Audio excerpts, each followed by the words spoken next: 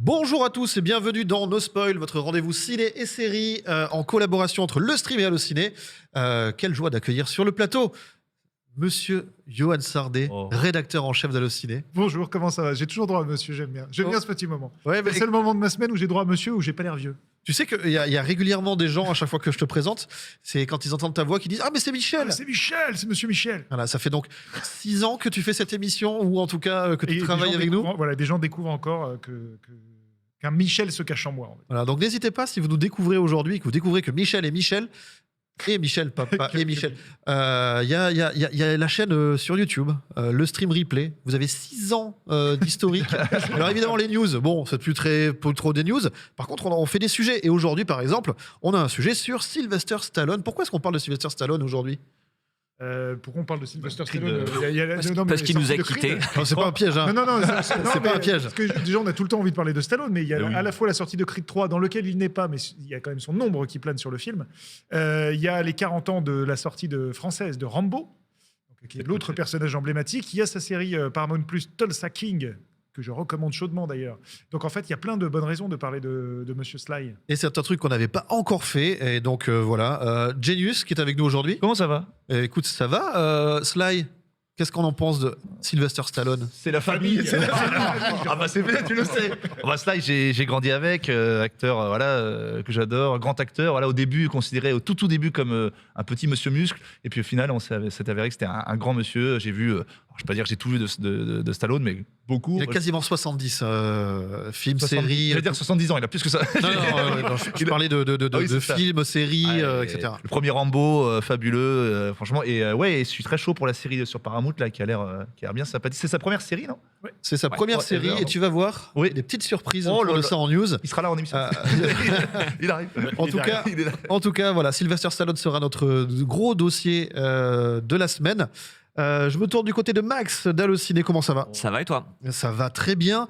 Toi, tu vas revenir un petit peu avec nous sur les Césars qui ont eu lieu vendredi dernier. Exactement, il n'y avait pas Stallone. Et il n'y avait pas Stallone, mais il y avait quand même un acteur américain qui a fait sensation. Qu'on n'attendait pas du tout là. Ouais, effectivement. On va en parler tout à l'heure.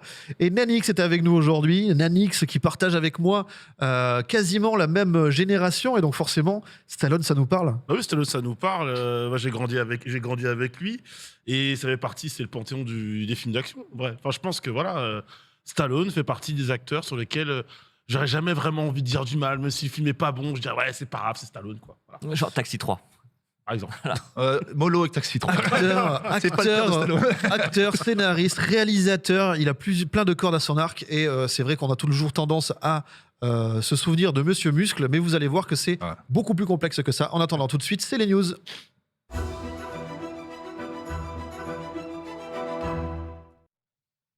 Et on va entamer justement par ces Césars. Donc Max, je te laisse le soin de nous faire un petit topo. Exactement. Alors j'avais prévu en fait de venir de mettre ma feuille dans une enveloppe, la sortir. Je me suis dit ça va prendre un peu de temps pour un gag qui est quand même pas terrible. Mais donc oui, il y avait la 48e cérémonie des Césars qui a eu lieu vendredi. Donc les Césars, si jamais des gens ne savent pas, en fait c'est la principale cérémonie de récompense du cinéma français, remise par les membres du cinéma français, donc qui composent l'Académie des Césars. Et donc le grand vainqueur de cette cérémonie, parce qu'on va pas faire non plus de suspense, on va commencer par ça, c'est un film qui s'appelle La Nuit du 12, dont on vous a très très bien parlé et beaucoup parlé l'an dernier, qui est un film de Dominique Moll, qui est un film policier, qui était alors le grand favori, pas au nombre de nominations, parce que c'est L'Innocent qui en avait le plus, mais c'était le grand favori par rapport à son retentissement, par rapport à sa qualité, par rapport à son sujet, qui est très actuel aussi. Et donc, sans immense surprise, donc ça a été le grand vainqueur de cette 48e cérémonie, avec 6 trophées, dont celui du meilleur film, de la meilleure réalisation pour Dominique Moll, qui avait notamment fait Ariane, un mec qui veut du bien, meilleur scénario adapté, meilleur espoir masculin pour Bastien Bouillon, qui incarne le rôle principal et qui a quand même 37 ans, donc espoir, on était quand même à la limite, même lui l'a reconnu dans son discours, que il était quand même temps. Et parmi les autres prix, on a eu le meilleur second rôle masculin qui a été remis à Bouli Lanners. Un acteur belge, je crois. Un acteur belge également, totalement. Puisqu'on est sur les prix d'interprétation, alors qui a eu les autres du coup ? Oui, voilà, donc je parlais du meilleur espoir masculin, donc remis à Bastien Bouillon. Le meilleur prix du meilleur espoir féminin a été remis à Nadia Tereskevich, et non pas Nadia Terezevski, comme l'a dit Jamel Debbouze, donc, qui est l'actrice principale des Amandiers, donc qui a ce prix qui sera dans le prochain film de François Ozon, dans 8 jours. Le prix du meilleur second rôle féminin a été remis à Noémie Merlan pour L'Innocent, et c'est absolument mérité parce que elle est exceptionnelle dans ce film. Vraiment, on lui connaissait assez peu ce talent comique. Et vraiment, elle défonce tout dans le film. C'est vrai que c'est une actrice qu'on a souvent cataloguée un peu arty, En film fait, social, elle a été révélée par un politisé. film qui s'appelle Le ciel attendra sur l'embrigadement et le djihadisme. Et en fait, après, il y a eu le portrait de la jeune fille en feu. Donc, ce sont vraiment deux drames. Et elle avait très peu d'occasion d'aller du côté de la comédie. Là, elle le fait. Et elle le fait tellement bien que dès qu'on a vu le film, on s'est dit, pour les Césars, quand même, il y a quand même une grande chance. Du côté des prix principaux, donc le prix de la meilleure actrice, enfin, est revenu à Virginie Fira. Alors, officiellement pour le film Revoir Paris, même si c'est pour être pour l'ensemble de sa carrière jusqu'ici. Et je termine par le prix du meilleur acteur qui a été remis à Benoît Magimel pour le film Pacifiction. Benoît Magimel qui est quand même un acteur dont on s'est un peu foutu de la gueule quand même à juste titre pour certains projets, mais qui réalise un exploit historique dans l'histoire des Césars, puisque c'est le premier acteur à gagner 2 Césars du meilleur acteur de suite, ce qui n'avait jamais été fait jusque-là. Donc voilà, respect à Benoît Magimel qui a quand même son 3e César en même pas 10 ans. Et comme tu dis, c'est ouf parce qu'il renaît un petit peu de ses cendres. Pendant un moment, on se disait que c'était l'acteur. C'était pas le Matthew McConaughey français, mais disons que c'est quand même l'acteur. Tu disais, il a des projets un peu pourris droite à gauche, et tout d'un coup, c'est devenu l'acteur césarisé. Enfin, c'est ouais, non, c'est ça. C'est en fait quelqu'un me disait sur Twitter que c'est peut-être que maintenant les réalisateurs et réalisatrices ont trouvé comment l'utiliser. Peut-être que lui aussi choisit mieux ses projets. Et maintenant, le mec, il est sur. Enfin, il est vraiment sur. Il est vraiment sur il a remonté la pente aussi. Il a eu quelques problèmes perso. Bien sûr. D'addiction et de ce genre de choses. Donc, troisième, parce qu'il avait eu le second rôle. En fait, il a eu une espèce de retour en grâce à partir de 2016. Oui, en fait, il avait eu le César du meilleur second rôle pour la tête haute. Et là, il vient d'enchaîner 2 Césars du meilleur acteur, ce qui est quand même assez fou. C'est beau.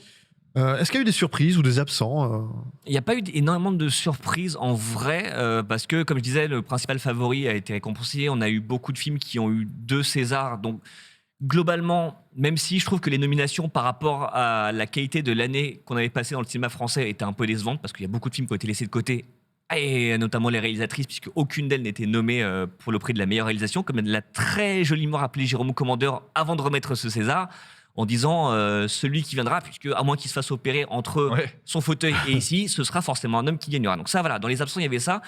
Je noterais peut-être que, comme chaque année, il y a toujours un film qui fait ce qu'on appelle une 8 femmes, c'est-à-dire beaucoup de nominations, absolument aucun César. C'est souvent d'ailleurs des films de François Ozon. Là, c'était encore de Cédric Clapiche, qui avait 9 nominations et qui n'est reparti sans rien, en précisant évidemment que, et c'est le cas pour toutes les cérémonies de récompense, un César ou un Oscar en fait, ne change rien à la qualité d'un film. Encore est un film très sympathique, vraiment, qui a eu même un très beau succès. Ça ne devient pas un film nul parce qu'il a rien raflé. C'est juste que ça aurait pu l'aider et aider son actrice. Mais voilà, moi je pense que c'est peut-être peut-être le grand oublié. Parce que comme je disais tout à l'heure, il y a eu 4 films qui repartent avec 2 Césars. Et peut-être que la bonne surprise pour moi, c'est le film À plein temps avec Laure Calamy, qui est actuellement d'ailleurs visible sur Canal+, qui est vraiment un des très très très bons films français de l'an dernier. Et qui a gratté 2 Césars, celui du meilleur montage et celui de la meilleure musique. Et ça, c'est un événement. C'est un événement. Alors déjà, le meilleur montage a été remis à une femme et meilleure musique aussi, mais pour la musique, c'est la toute première fois dans l'histoire des Césars que ça arrive, sur 5 nominations. Il faut savoir quand même que les compositrices sont vraiment sous-représentées dans le cinéma mondial, mais le cinéma français en particulier. Donc Irène Dresel est devenue la première compositrice récompensée en quasiment 50 années de César. Et je pense qu'elle incarne parfaitement l'un des symboles de cette cérémonie. Ce que je disais, les réalisatrices étaient quand même absentes du prix principal, mais il y a eu vraiment un sentiment de sororité parce qu'il y a eu beaucoup de femmes récompensées, que ce soit pour les courts-métrages, pour le meilleur premier film qui est revenu à Saint-Omer de Alice Diop, même si ce n'était pas son premier film. Là, il y a cette compositrice et à chaque fois, en fait, il y a eu des messages de soutien envers les réalisatrices, même Virginie Fira qui a remercié les réalisatrices qui ont compté pour elle et celles qui l'ont dirigé l'an dernier, en même temps qu'elle a remercié ses concurrentes du soir. Donc il y avait vraiment... Les femmes étaient absentes des nominations principales, mais quand même, on a senti un élan prise de conscience. Solidarité. Ouais, voilà, c'est ça. Dans les discours qui pourtant étaient quand même très très réduits. Oui, la musique jouait très vite. Oui, et pour tout le monde d'ailleurs, c'était assez... mais ça, je pense qu'on y reviendra après, parce qu'en fait, comme on est dans les surprises, pour moi, et je pense pour tout le monde, la vraie grande surprise, tu l'as teasé tout à l'heure, c'est Brad Pitt qui débarque pour remettre le César d'honneur à David Fincher. Le discours était assuré par Virginie Efira, ce qui avait surpris beaucoup de gens parce qu'on se disait quel est le rapport entre Virginie Efira et David Fincher, si ce n'est qu'elle a beaucoup parlé de Gone Girl dans des interviews, parce qu'en général, on prend toujours comme quelqu'un qui est lié de près ou de loin à la carrière de la personne à qui on remet un prix. Là, on s'était beaucoup posé la question jusqu'au moment où elle a appelé Brad Pitt. Et je sais pas vous, pour ceux qui ont regardé la cérémonie. C'était une surprise pour beaucoup de monde. Ah mais c'est un truc dont on n'aurait entendu parler en général. Comme Brad Pitt qui vient au César, ça fuite d'une façon ou d'une autre. Personne n'a vendu la mèche et c'est au point où, et je sais pas pour ceux qui ont regardé la cérémonie si vous avez pensé comme moi, mais quand il arrive, on voit pas son visage tout de suite. Je me suis dit, c'est Nicolas Canteloup, c'est Laurent Lafitte, c'est un mec déguisé en Brad Pitt et ça va nous faire un sketch interminable de 5 minutes et un peu gênant devant David Fincher. Il est bien fait, hein. Et ouais, c'est ça, Laurent Lafitte, le maquillage était assez énorme. Non, c'était le vrai Brad Pitt qui était là. Moi, ce qui m'a surtout pas mal interrogé, c'est... mais c'est souvent, ça me fait ça quand il y a un Américain qui vient, c'est que d'un coup, tu as l'impression que ça devient presque une vraie cérémonie parce qu'un Américain vient. Oui. Donc là, tu as même Fanny Ardant qui fait une standing ovation à Brad Pitt alors qu'elle a quand même une carrière un peu plus longue que celle de Brad Pitt. J'adore Brad Pitt et j'ai adoré son speech, mais le moment où il vient, c'est le seul moment où la cérémonie est pro. C'est ça qui est quand même dingue. C'est-à-dire que jusque-là, c'est une sorte de grande kermesse où tout le monde est à peu près à côté de ton texte, des hésitations, des trucs un peu foireux. Brad Pitt vient. C'est à la virgule près dans les clous alors que son discours dure 5 minutes et tu fais waouh, c'était un vrai moment de cérémonie bien organisé. Il y a un changement de dimension. Et c'est quand même bizarre qu'on n'arrive pas à passer le stade de kermesse sympa. Et ça, je m'interroge. Et puis déjà, il y a un autre truc aussi qu'il faut souligner, c'est pourquoi est-ce qu'on ne remet des Césars d'honneur que à des étrangers, des anglo-saxons bien généralement, alors que les Oscars d'honneur sont remis à des Américains. Tu pourrais faire un Oscar d'honneur pour un étranger et un Oscar d'honneur pour un Français. Oui, il y a de la place. Ça, bah, bien sûr, il y a quand même de quoi. Il y a de la place. Alors, je vois qu'après, tu avais prévu qu'on parle un petit peu de la cérémonie. Vous avez regardé un peu tous autour de la table? Jamais. Oui. Ouais, Pas léger. un petit peu, ou en tout cas juste après. Bah, moi, je te rejoins un petit peu, Johan. Je donne mon avis en premier pour une fois. Je te rejoins un petit peu. Je suis très attaché aux cérémonies de remise, même s'il y a cet entre-soi, etc. On va pas revenir dessus. Mais pour moi, c'est un peu un rendez-vous presque familial que j'avais quand j'étais enfant avec mes parents et tout ça. Et donc, j'ai gardé l'habitude de regarder les cérémonies. Et oui, je retrouve pas l'espèce de hauteur qu'il pouvait y avoir par un temps. Et ce côté kermesse un peu brinque-ballante où tu vois des gens qui lisent un texte, tu vois que c'est un peu mal joué, un peu pas assumé. Il y a des choses un peu étranges. Alors que pour le coup, Jamel El Rahim avait très bien lancé la cérémonie. Oui. Alors moi, je l'ai trouvé bancal, Jamel. Ah ouais, moi Jamel, alors, il était très stressé. Moi, j'ai trouvé sincère et touchant. Mais toi, tu as trouvé bancal? Ouais, j'ai trouvé bancal. Et l'enchaînement Jamel, Ahmed Silla, Léa Drucker qui Alors ça, vraiment... c'était très border. Ça, déjà, ouais. Si on veut gagner du temps sur les Césars, c'est pas forcément sur les discours qu'il faut les taper. Hein. Voilà. Non, mais ça c'est vrai. Moi, c'est vraiment l'autre point. Bon, le premier, on est d'accord, on pourrait y revenir juste après. Mais l'autre point, c'est qu'en fait, les gens qui gagnent, et notamment les gens qui n'ont pas beaucoup la parole dans le reste de l'année, en fait, on leur coupe tout le temps la parole. Et les seuls à qui on laisse un peu le temps de s'exprimer, c'est Virginie Efira qui a fait, elle l'a dit elle-même, 63 films cette année. Ouais. Et elle a été donné des interviews partout. Et Benoît Magimel qui a aussi donné des interviews partout. Donc les acteurs ont encore le droit de s'exprimer. Et en fait, quand quelqu'un vient recevoir le César du court-métrage, on lui fait « tu fais court parce qu'en fait, on s'en cogne ». Et c'est pas bien ça.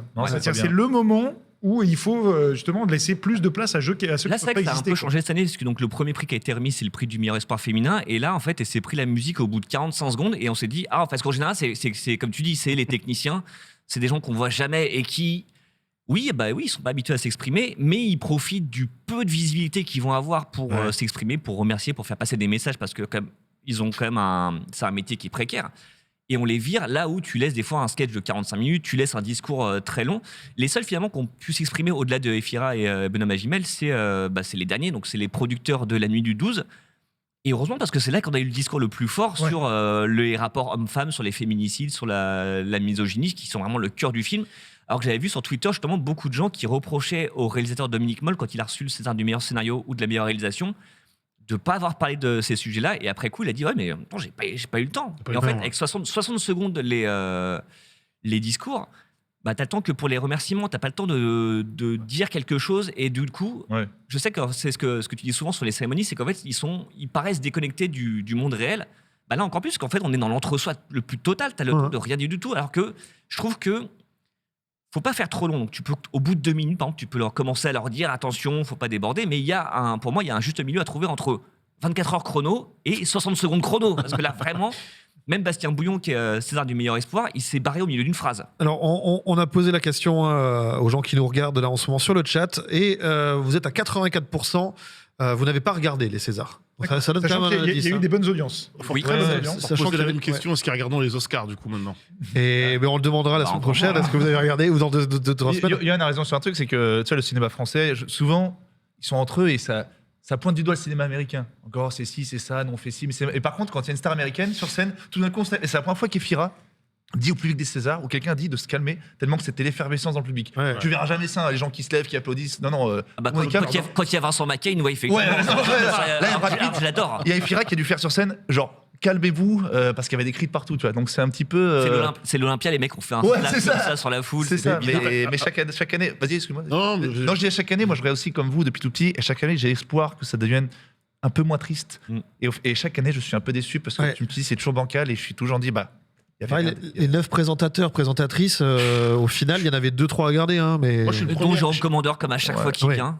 Je suis le premier à il est dire bon. que quand je regarde un peu, quand je compare un peu César, Oscar ou même, c'est pas le propos de No Spoil, les Game Awards, parce que je pense à Christopher Judge évidemment, et c'est lui de prise de parole, ou lui la musique on l'a lancé un petit peu trop tard pour le coup, mais je suis plutôt en mode, parfois il y a des récompenses dont personnellement je m'en fiche. Et du coup, la prise de parole de la personne, du coup, je m'en fiche un petit peu, même si je vais écouter, parce que c'est normal, c'est son moment. Juste pour rebondir sur ce que vous disiez tout à l'heure, parce que ça me démangeait un peu de donner mon avis là-dessus, mais peut-être moins de blagues et que ça dure moins vite, surtout que parfois, c'est pas toujours drôle. Ouais, c'est... Que oui, la oui. mise en scène est pas folle. Et là, pour le coup, César, Oscar, même combat. Hein. C'est voilà, pour le coup, il y a pas de distinction. On fait pas forcément pire chez nous. Ils font pas forcément mieux là-bas. Oui. Faut juste dire que la personne qui reçoit la statuette, c'est le moment le plus important. Ce Ouais. qu'elle a à dire, c'est le moment le plus important. De- Que ça intéresse de ou sa pas vie. les gens, puisque ça n'intéresse pas la récompense. Par contre, la blague avant, Bah, ouais, faut que ce soit ça fasse mouche à 100%, sinon c'est cringe quoi. Enfin, Bah, Et c'est tout souvent cringe. la différence de rapport Oui, qu'on a, d'ailleurs. c'est que les Oscars notamment, en fait c'est un show. Mhm. C'est Ouais, pas une oui. kermesse de remise de prix. Non, C'est c'est en un fait show. il y a des producteurs, il y a des auteurs derrière. C'est l'une des plus grosses prods de l'année avec le Super Bowl. C'est un putain de show. Ouais. Nous, Là, il y on a se des- dit c'est encore, on est quand même là pour un petit peu pour se donner des prix et se faire plaisir entre nous. Non, soit tu fais un spectacle, soit tu fais une remise des médailles. Mais Là, il y a des auteurs derrière, mais en fait, ce qui est embêtant, c'est que d'un côté, tu as quelqu'un comme Jérôme Commandeur qui soit écrit lui-même, soit s'approprie un texte et ça paraît naturel. Soit tu as Azanavicius et Ia Dara qui vont très vite à l'essentiel, qui font une blague, elle fait mouche. Et puis après, tu as Raphaël Personnaz et Emmanuel DeVos qui, je pense, ont découvert leur texte sur le prompteur et aussi ont découvert qu'ils venaient remettre le sar du meilleur court-métrage. Parce que Mais leur c'était- réflexion était bizarre. Cette prise de parole était honteuse. Mais oui, bien en fait, sûr. de dire, vous êtes étonné qu'une star comme moi remette un César aussi naze, c'est pas possible de dire ça. Bah oui. Et alors Tout est qu'on possible. adore Personnaz, et je pense qu'en fait, au moment où il lit le prompteur, il sait pas, enfin, ou alors il se Ouais, rend mais pas ça. compte de ce qu'il dit. Et vous avez pensé Mais- quoi de la coupure de Canal au moment où Alors, de, l'intervenant arrive de ce qu'ils ont dit, en fait, c'est qu'ils avaient prévu de couper quoi qu'il arrive. Moi, je Donc, pense que c'est c'est ça. pas c'est- Par sécurité ou genre juste par principe? Moi, au départ, Ouais. ça m'a énervé, comme Ouais. plein de gens, et voilà. Ouais. Et en fait, et je comprends vraiment les gens activistes pour le climat qui se sont énervés, qui ont partagé la photo. En fait, Et c'est pas le sujet qui a fait tu couper te le prix, Non, ouais. voilà, Non, tu mets à non, la c'est place pas de la le sujet. production, tu vois un truc qui était pas prévu, tu fais OK, on fait pas une Oui, Will oui. Smith. Parce qu'en fait, ils étaient en direct. Ils n'avaient pas 5 secondes pas de différé de différé. Donc Ah, ok. ça jouait. Mais c'est vrai que, par contre, ce qui fait flipper, c'est quand tu vois le truc qui s'arrête et marqué en raison d'un incident, tu penses tout de suite, tu te dis, oh Qu'est-ce qui se merde. passe Qu'est-ce qui se passe Il y a Ouais, Ahmed Silla qui en a- moi, j'ai pas vu la fille monter sur scène en plus. Alors, Ahmed, il en a pris plein la gueule parce tout le monde a mal réagi à son comportement. Ah, Il a ouais. fait une vanne et pas une vanne. Au final, il a dû s'excuser. Enfin, s'expliquer sur Twitter. Bref. on parlait des Oscars, Johan. Oui, j'allais en parler. Non, moi, peut-être le dernier truc que je pourrais rajouter, parce que je pense que les Oscars le font pas assez aussi, mais moi, je trouve que ce qui manque, si c'est une soirée de fête du cinéma, c'est que tu sais, tu vois toujours des extraits des films, mais genre de 12 secondes au moment où on dit et les nommés sont. Mhm. Et en fait, par exemple, pour le court-métrage, qui est quand même pas le truc le plus exposé, pourquoi ne pas passer le court-métrage à ce moment-là? Pourquoi ne pas passer au moins 3 minutes de court-métrage en disant on vient de primer un film, on va vous montrer à quoi ça ressemble? Ouais. Parce qu'en fait, de voir quelqu'un que tu connais pas te remercier, Ouais. je comprends que fondamentalement, télévisuellement, c'est pas Mais super. au moins l'extrait peut te donner envie de Ben, c'est ça, c'est qu'en fait, tu es censé célébrer le cinéma. Et en fait, on le célèbre jamais, quoi. Mais, Ouais. mais On même, célèbre des gens. même ces moments les moments un peu importants, enfin un peu difficiles avec les au revoir aux disparus ou ce Ouais, genre de ouais. choses, le moment émotion, en Moi, j'aime fait, bien. bah, là, il est contrebalancé par une blague toute pourrie derrière. Non, c'est pire que ça. Toxique de Britney Ouais, Spears. c'est exactement ça. En fait, tu sors des disparus, puis d'un coup, un affaire. Ouais, Et même, c'est- même de la même manière, en fait, quand les lauréats sortaient de scène Tu le fais sur vachement des bien. violons, Ah, je sais que je fais quand bien les Britney lauréats Spears. sortaient de scène sur des violons et qu'en fait, d'un coup, t'enchaînais sur une musique Ouais. techno, tu fais oh. Ça part très bien, ils ont mis Vangelis, tu vois. Oh, putain, c'est génial. Et là, du coup, je me prends Britney dans la gueule. Putain, C'est merde. marrant. Même Van Damme, il tente pas de se Van Damme, il tente pas ça. Alors, on parlait, est-ce que les Américains font mieux ou moins bien? On va le savoir bientôt. Mais par contre, Johan, tu connais déjà qui a gagné? Bah, en fait, oui, et on est tous un peu surpris, parce qu'on avait tous un moment misé sur Top Gun Maverick. C'était le film qui a sauvé le cinéma, tout ça, machin. Ouais, Après, on a non, vu pas Fabelmans, ça. on s'est dit Compliqué, peut-être hein. Fabelmans quand même. Au passage, le film le mieux noté des 30 dernières années sur Allociné par la presse. Ah ouais. Donc c'est pour vous dire le niveau du film. On a j'ai vu jamais vu passer ça, ça, ouais. 4,9 sur Ah, il 5. paraît que je suis sûr que c'est fou. Et on a quand même un panel de 50 titres de presse. Donc en fait, je crois que la pire note, c'est 4 étoiles. Étoile, ça Donc, oui, donc c'est pour vous montrer le Fabelmans niveau du film. et le film le un mieux noté par la outsider, presse. Voilà, par la presse. Et il y a un outsider qui sort un peu de nulle part, qui s'appelle Everything Everywhere All at Ah, Once. Ah oui, c'est ton film préféré en plus. Mon film préféré de l'année, évidemment. Produit par nos amis de A24 qui font toujours quand même des choses originales et qui sortent du lot. Donc il est nommé à 11 reprises aux Oscars, donc le 12 mars prochain. Succès surprise de 2022, en tout cas aux US, avec 73 millions de recettes pour un budget de 14 millions. Dans le monde, il a passé la barre des 100 millions de dollars de recettes. Donc c'est vraiment un film de niche qui est devenu un vrai objet de pop. Il est resté un peu niche en France parce qu'ils l'ont sorti en plein mois d'août. Et 3 mois après qu'il soit disponible sur tous les sites de téléchargement. Fin août, début septembre. Voilà, donc je c'est la pense que rentrée. c'était pas forcément la meilleure date. Il a mieux marché qu'on aurait pu le, Voilà, on aurait pu le redouter. parce qu'il a par quand même fait rapport à ça. 350 000 entrées, donc c'est pas mal. Donc c'est un film de Daniel Scheinert et Daniel Kwan, donc les Daniels on les appelle, qui avait fait notamment Swiss Army Man. C'est un film de multivers qui mêle à la fois donc plein d'univers mélangés et comment sauver le monde et en même temps sauver sa famille. En gros pour le pitch si vous ne l'avez pas vu. Et donc pourquoi c'est un favori aux Oscars, puisqu'il a remporté déjà le prix du meilleur film au PGA. Donc les PGA, c'est les Producers Guild Awards. Donc en fait, ce sont les producteurs qui, entre eux, décernent le prix du meilleur film de l'année ou de la meilleure série de l'année. Et sur les 15 derniers lauréats des Oscars, 12 lauréats des PGA ont fini avec la statuette entre les mains. Donc quand on gagne au PGA, c'est souvent un bon signe qu'on va repartir avec meilleur film. Mais ce n'est pas tout, car il a également remporté le prix au DGA. Ça, c'est les Directors Guild Awards. Oh là là, Quel il accent. est beau, il est beau. Cet homme est bilingue. Et donc là, c'est le syndicat des réalisateurs. Et à la grande surprise, ils ont été primés devant Steven Spielberg. Donc en fait, ils ont reçu le prix du meilleur réalisateur. Et là, en fait, la cérémonie existe depuis 1948. Les DGA se sont trompés seulement 8 fois sur le palmarès des Oscars. Donc ça sent bon quand même pour eux. Et ce week-end, il y a eu les SAG, les Screen Actors Guild Awards. Ouais, je prends des cours d'anglais, mais c'est J'ai vrai en l'impression plus. que c'est aux Oscars des Ouais, c'est ça. ouf. Il y a tout ça. Et là-bas, ils ont remporté donc 4 prix. Prix de la meilleure actrice pour Michelle Yeoh, du meilleur acteur dans un second rôle pour Eui Kwan, prix de la meilleure actrice dans un second rôle pour Jamie Lee Curtis et un prix qui n'existe pas aux Oscars qu'on appelle le Outstanding Cast.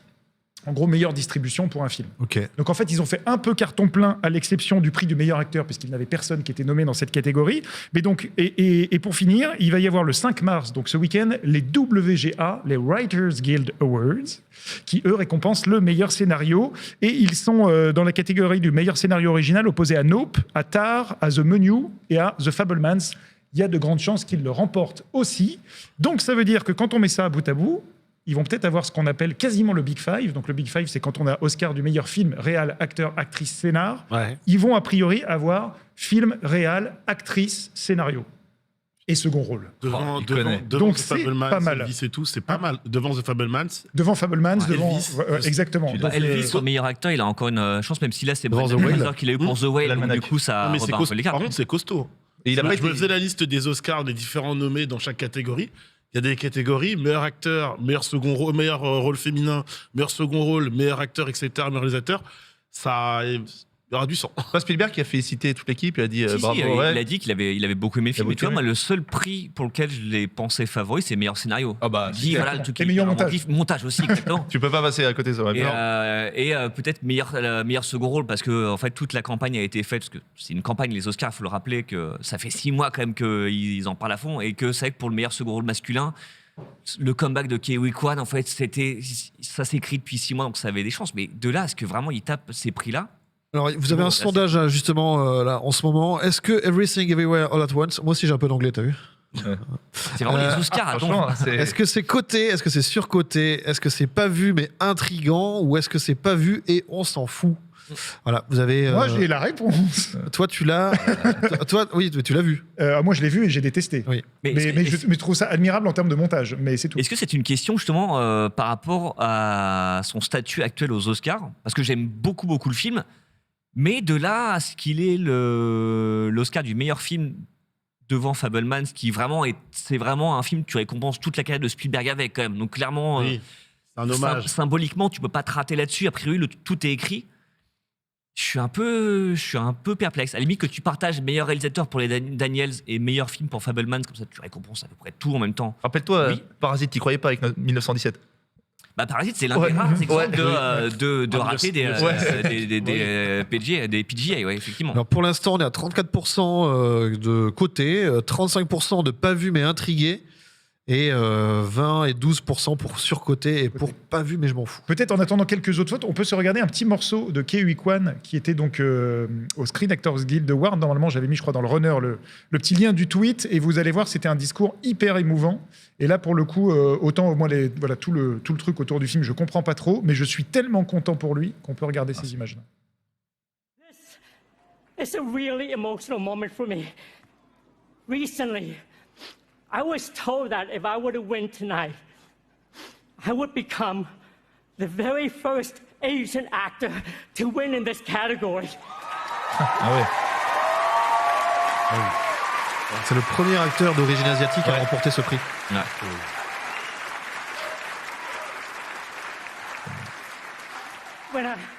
When I heard this, I quickly realized that this moment no longer belongs to just me.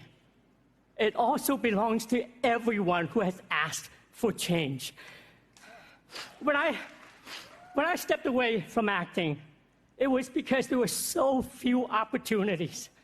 And now, tonight, here we are, celebrating James Hong, Michelle Yeoh, Stephanie Hsu, Hong Chau, Harry Shum Jr., Le même genre de discours que celui qu'il avait fait au Exactement. Golden Globe. On fait une traduction rapide si vous parlez pas anglais, donc on le sent évidemment très ému. Donc il se rend compte de ce que ça représente non seulement pour lui, mais également voilà pour toutes les personnes d'origine asiatique, et notamment, et ça c'est hyper important parce que pour les gens qui l'ont connu, qui sont de ma génération, c'est Data des Goonies, c'est 2001 de Indiana Jones qui après avait complètement disparu. Et en fait, même moi bêtement, je pensais que c'était parce qu'il s'était à un moment réorienté dans la cascade. Il était coordinateur cascade notamment sur X-Men. Nous, on l'avait rencontré lors de son passage en 2016 à Paris. On avait fait un live avec lui. C'était super émouvant de retrouver un héros d'enfance. Et il nous avait même pas raconté ça. C'est-à-dire qu'en fait, il a quitté on va dire la lumière et le premier rang parce qu'en fait, il n'y avait pas de rôle pour lui.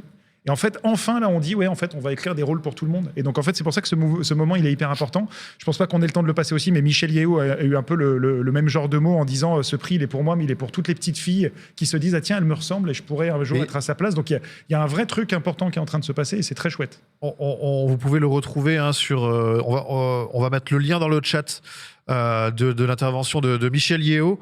Mais on va devoir relancer. Donc, rappelle-nous juste les Oscars, ce sera quand? Parce que là, on a fait beaucoup dans la de nuit guests, du 12 au 13 mars, et sauf erreur, et donc peut-être des trucs qui vont se jouer entre Fabelmans et Everything Everywhere, mais tous les gros Oscars devraient être raflés par ces deux films, et normalement, Brendan Fraser devrait rafler meilleur acteur pour The Whale de Darren Aronofsky. Donc on a déjà à peu près le palmarès. La grosse surprise, ça va être entre Fabelmans et Everything Ouais, Everywhere. puis la surprise, ça va être Kelly Blanchett qui jusqu'ici a tout raflé, sauf là. Bizarrement. Et comme Elvis d'ailleurs. Qui host déjà? Jimmy Kimmel. Jimmy Kimmel. Jimmy Kimmel. Merci beaucoup, Johan. Donc, rendez-vous est pris mi-mars pour savoir si ces tentatives de divination auront abouti. On parlait tout à l'heure c'était quoi le prix de la distribution?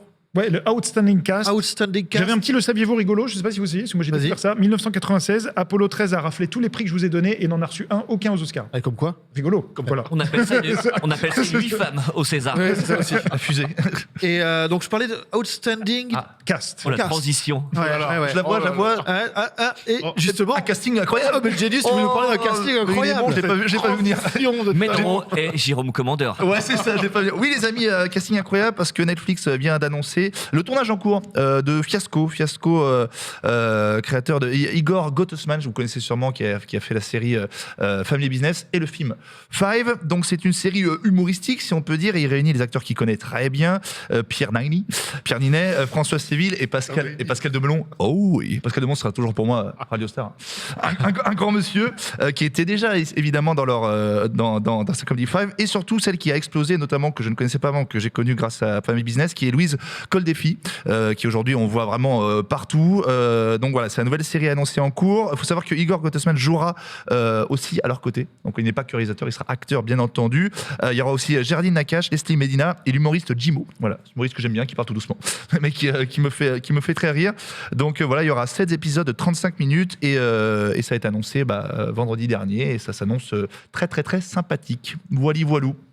Merci. Au casting. La vraie difficulté sur ce projet, parce que Five, je crois, est un truc vraiment emblématique pour plein de gens, pour Ouais, toute une génération, ouais, mais c'est c'est qu'au moment où ils font Five, ils savent pas qu'ils font Five. Ouais. Là, En fait, c'est qu'en fait, tu crées un truc qui est cool parce que tu sais pas que tu fais un truc cool. Et en fait, quand là, leur statut a changé à François Civil, à Bien Pierre sûr. Ninet, quand tu sais ce que tu es devenu, est-ce que tu arrives à être aussi cool et aussi, Détaché. aussi détaché du truc? Je sais pas, ça va être ça la vraie question, c'est est-ce que ça va faire faussement cool?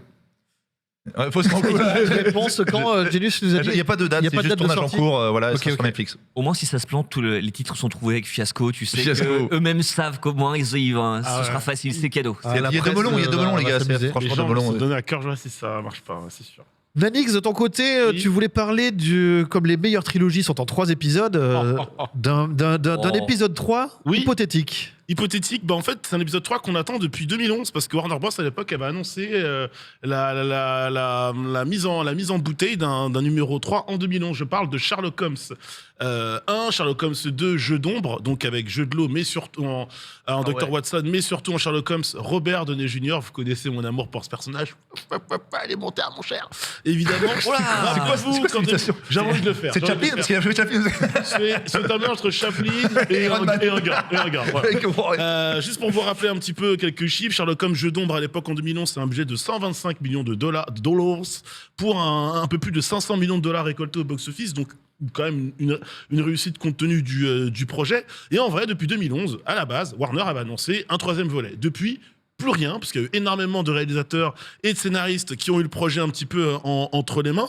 La dernière fois qu'on a eu des nouvelles de ce projet-là, c'était en 2019, avec un réalisateur qui s'appelle Dexter Fletcher. Ça vous parle, puisque c'est lui qui est derrière notamment les biopics Bohemian Rhapsody et Rocketman.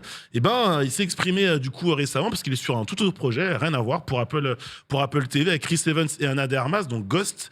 Et pour une interview pour Collider, il s'est exprimé en expliquant le projet, il l'a laissé entre les mains de qui? Robert Downey Jr. C'est-à-dire que Robert Downey Jr. n'est pas seulement acteur, il est aussi producteur, etc. Il s'est impliqué dans beaucoup de ses derniers films. Et donc, du coup, il a dit voilà, il a voulu prendre le projet Sherlock Holmes à bras-le-corps. C'est lui qui est en charge du scénario, il est en charge de l'ensemble, donc du casting, de la production, etc. Moi, je suis resté en dehors de tout ça jusqu'à ce qu'ils me disent let's go, feu vert, on y va. Et là, du coup, je le rejoindrai pour pouvoir m'occuper de la réalisation. Sauf que Robert Downey Jr., il a jamais vraiment trop communiqué depuis des années sur Sherlock Holmes. Il faut dire qu'il était un petit peu occupé à sauver la planète avec le MCU entre-temps. Et c'est un gros projet à la base pour Warner Bros. Donc, en faisant cette touche, je me suis rappelé de choses de l'époque. C'est vrai qu'à l'époque du projet de la plateforme HBO Max, dans tout ce que Warner Bros voulait faire, il y avait un univers étendu pour Sherlock Holmes. Il devait y avoir une série qui devait annoncer de nouveaux personnages, et ces personnages devaient être finalement introduits et présentés dans ce Sherlock Holmes 3. Donc, résultat des courses, nous sommes en 2023. Toujours pas de nouvelles depuis la prise de parole de Dexter Fletcher. Mais on sait que c'est entre les mains de Robert Downey Jr. maintenant.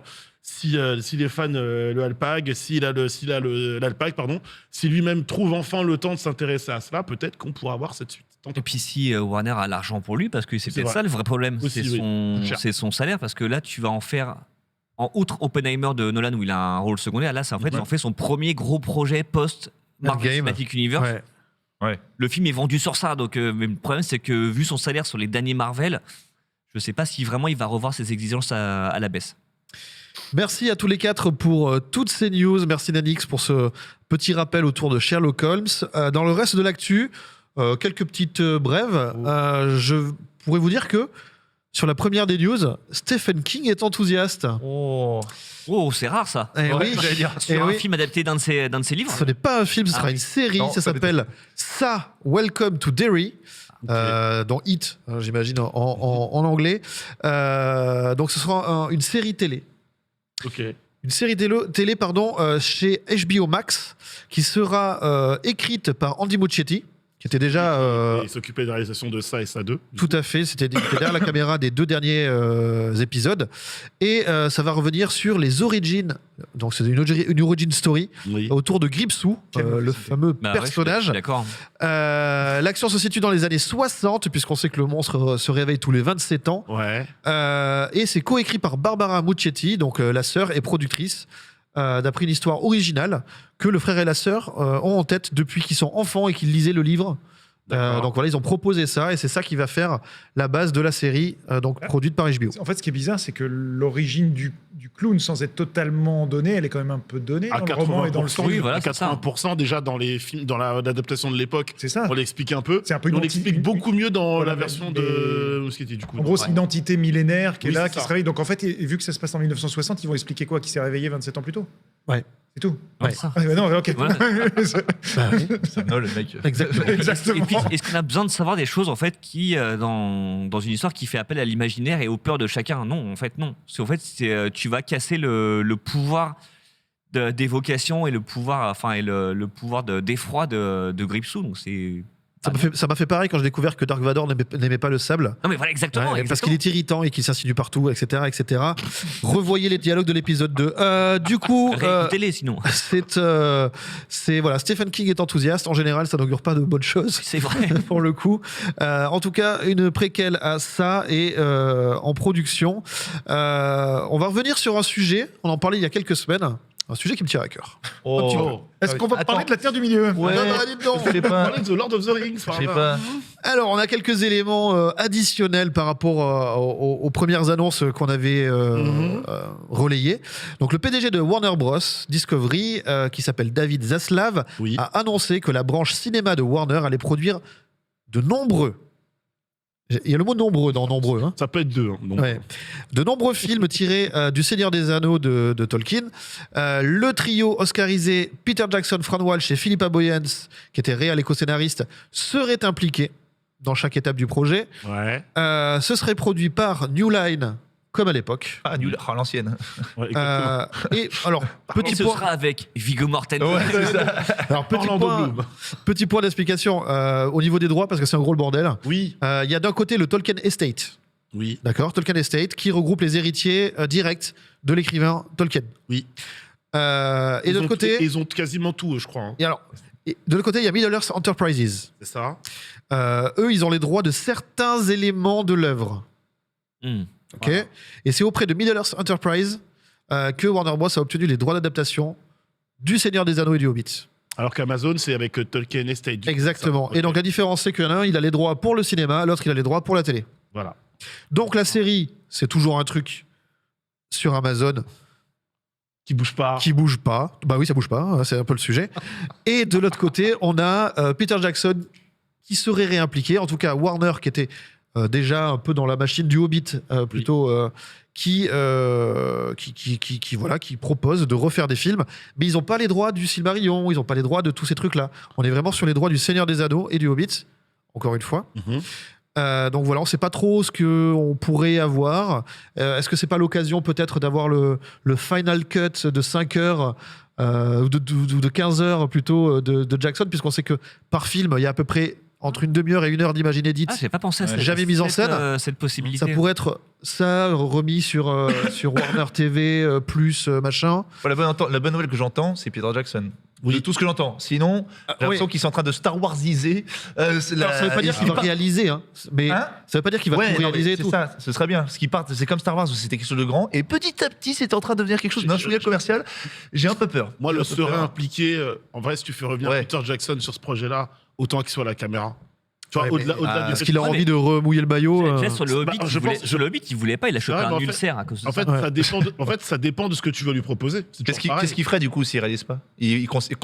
serait consultant, il conseiller serait un peu artistique, comme ouais, Favreau Prodexé. chez Star Wars, Ouais, il ouais. fait Guy chez Marvel, il chapeauterait un peu le truc, tu vois. On a un sondage qui est parti. N'hésitez pas vous à nous dire, est-ce que des nouveaux films, Le Seigneur des Anneaux, ça vous fait plutôt envie? Parce que réalisé par Peter Jackson, je pense que ça incite aussi les gens peut-être à y retourner, tu vois. Quelque part. Vous avez le choix entre oui, ouais, j'en ai marre de Gandalf, je préfère Rings of Power, non à l'aide. En sachant qu'il y aura un film d'animation en 2024 Oui. qui parle de la création du gouffre de Helm, notamment. Alors, c'est pas exactement la Enfin, en tout cas, création, mais. qui, en fait, Sur c'est les Rohirrim. une bataille qui aura, Ouais. qui va aboutir dans un second temps Bah, si tu veux- sur le Rohirrim. Non, exactement. En fait, par rapport à ce que tu disais, en fait, si ça concerne que le Seigneur des Anneaux et le Hobbit, qui sont vraiment deux temporalités très précises, Ouais. Peter Jackson l'a déjà fait. Donc Mais- en fait, à part faire une version longue de ce qu'il a déjà fait, mais en fait, à la limite, est-ce qu'il faut moi, je suis plutôt team Peter Jackson, mais est-ce qu'il faut pas, si c'est pour raconter la même histoire, vaut mieux que ce soit quelqu'un d'autre qui le fasse. Bah, comme pense. quand Del Toro Ouais. devait faire le Hobbit et qu'il a lâché et que Jackson l'a repris en bout de course. Mais ouais, peut-être que quelqu'un en fait qui est adoubé par Peter Jackson, Mhm. qui reprend en main, tu vois, enfin c'est le premier nom qui me vient parce qu'il a fait les 2 premiers épisodes de la série, mais Juan Antonio Bayona, tu vois, un mec comme ça, c'est pas forcément lui, mais quelqu'un qui est poussé par Jackson, ce qui du coup fait qu'auprès du public, il peut être validé plus facilement. Forcément, j'ai peut-être une bêtise, mais un focus sur un des personnages, C'est un personnage type Gollum, etc., sur lequel, alors que Gollum, l'histoire de Gollum, bon, franchement, dans le dernier, on te l'explique quand même bien, hein, mais Mm. c'est pas grave. Un film autour de lui, avec beaucoup plus de détails, etc. Moi, je vois que ça. La- En fait, avec Peter Jackson pour machin, je vois que ça. Je Y a- veux y a- marquer les vacances du Balrog. Ouais, Pourquoi pas pourquoi la pas. communauté font du ski, tout ça. Oh, Non, mais oui, mais bien sûr. Il y a La pas mal de. communauté pour la vie. Il y a pas mal de choses qui sont pas dans les films, mais qui se passent en parallèle, qu'on pourrait traiter. Ouais. Les jeux vidéo, pour certains, le faisaient. Ah, le jeu vidéo Gollum à la base de. Il y a le jeu vidéo, je pense plus au jeu de stratégie, mais Ah, ok. par exemple, pendant toute la bataille qu'on voit dans le film Le Retour du Roi, si Elrond et Galadriel n'interviennent pas dans la bataille avec des elfes, etc., c'est déjà parce que les elfes ont commencé à fuir la Terre du Milieu, Mhm. mais c'est aussi parce qu'eux-mêmes se font attaquer par d'autres armées de la même taille que ce qu'on voit. Donc il y a quand même des choses à raconter aussi. Est-ce que, par contre, ça n'a pas été écrit dans le détail, donc comment rester quand même dans les rails de ce qu'a écrit Tolkien? On a vu que quand il n'y a pas trop de matériaux... Ah, c'est ça. Et puis en fait, fondations sont pas généralement, quand solides. tu veux faire un film de 2 heures autour d'un détail, Oui. c'est pas aussi réussi que justement un film comme Le Retour du Roi qui brasse plein d'événements en même temps. À 51%, vous êtes plutôt enthousiaste, en tout cas pour des nouveaux films, plutôt dans la veine des trilogies originales. Et le film d'animation, donc La Guerre des Rohirrim, réalisé par Kenji Kamiyama, est donc toujours dans les rails, c'est ce qu'on disait. Ouais, Et on avril reviendra- 2024, je Avril, crois. ce sera un film d'animation, hein, vraiment. Et on reviendra donc sur les traces de Helm Hammerhand, 250 ans avant ce qui se passe dans Le Seigneur des Anneaux. Donc oui, c'est Helm qui donne son nom après au Ça gouffre de Helm. Plus d'infos bientôt. On croise les doigts pour que ce soit plutôt sympa. Tu nous regardais, genre, oui, bah oui. Parce que Peter Jackson, on va être positif. Et après, vu le mal que ça lui a fait sur sa santé, je le vois pas replonger dans le Ouais. truc. Ouais, là, Déjà qu'il fasse Il- la il suite a de failli Tintin. laisser on est à 2 doigts, il a failli presque en mourir. Oui, sur le quoi. Hobbit, oui. Mais il a fait un ulcère dès le premier jour de Donc, tournage. alors donc, que je ça- pense que quand tu as ça se connu voyait ça, qu'il voulait pas. tu remets pas les mains là-dedans. Quoi. Non, puis en plus, il a fondu physiquement. Non, mais qu'il fasse la suite de Tintin, au lieu de faire des documentaires qui sont certes très bien. oh, ça balance. C'est un cri du cœur. On passe à... On ne lira pas cette blague. Paul. Il a On passe à la suite, puisque je voulais vous parler d'un petit truc assez peu commun, mais qui n'est pas une première non plus. Un commentaire audio va débarquer sur Netflix. Il y est déjà, non? en Alors, plus. où il a C'est débarqué. ça, ouais. Comme à la grande époque des bonus DVD ou Blu-ray, où voilà, les réalisateurs, scénaristes ou acteurs pouvaient commenter le film en changeant la voix pour mettre la VO, Ouais. la VF ou les commentaires audio. Ou la version polonaise. qui Ou était la bien version aussi. polonaise, La version qui- polonaise ouais. était bien souvent. Donc après avoir déboursé 450 millions de dollars Pardon pour choper les droits de la franchise Ah oui. à couteau tiré, Ah oui. et c'est 15 millions de plus que Ring of Power dont on a fait un battage monumental. Hein. Ah oui, bah. C'est juste 15 millions de moins mais 450 Mais c'est que millions. les droits. Parce qu'Amazon a surtout parlé du coût de production derrière aussi. Voilà. Bah là, le coût de production des films, en fait, c'est resté genre 30 millions de dollars comme le premier. Ouais. Et dans ces 450 millions, il y a 100 millions pour Ryan Johnson et 100 millions pour Daniel Craig. Déjà de base. Ah, c'est pas mal. Et 100 millions pour s'assurer le... Il reste. 100 millions pour le coproducteur aussi. 100 millions pour qu'il reste. Ouais, pour qu'il incarne le truc. C'est-à-dire qu'ils veulent faire de Leblanc. Donc comment il s'appelle Ouais, Benoît Blanc. Benoît Blanc. Ils veulent en faire un Hercule Poirot moderne. En Prénom fait. que t'as pris Oh, dans les yeux Love de Norman. Je suis le seul à avoir trouvé que Glass Onion, c'était une énorme carotte ou... Non. C'était une Il y a un jeu énorme de mots, il y a un carotte. jeu de mots avec Non, non, carotte. non, du tout. Ah, pas du tout. Non, non, Oignon, carotte. Non, Carotte, je veux derrière. dire qu'il y a plein de critiques américains qui l'ont mis dans leur top 10 de l'année. Ouais, Pas possible. ouais, non, Ouvrez les yeux. on va- Ouvrez les yeux. C'est- Alors, on va revenir dessus. D'abord, la news. Attends, mais c'est Donc, fou, ça. Netflix est bien décidé à rentabiliser cet investissement. Donc, on attend toujours le 3e volet.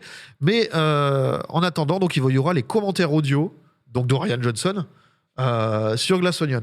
Ok. C'est pas une première puisque il y a déjà des discussions entre les acteurs pendant Stranger Things.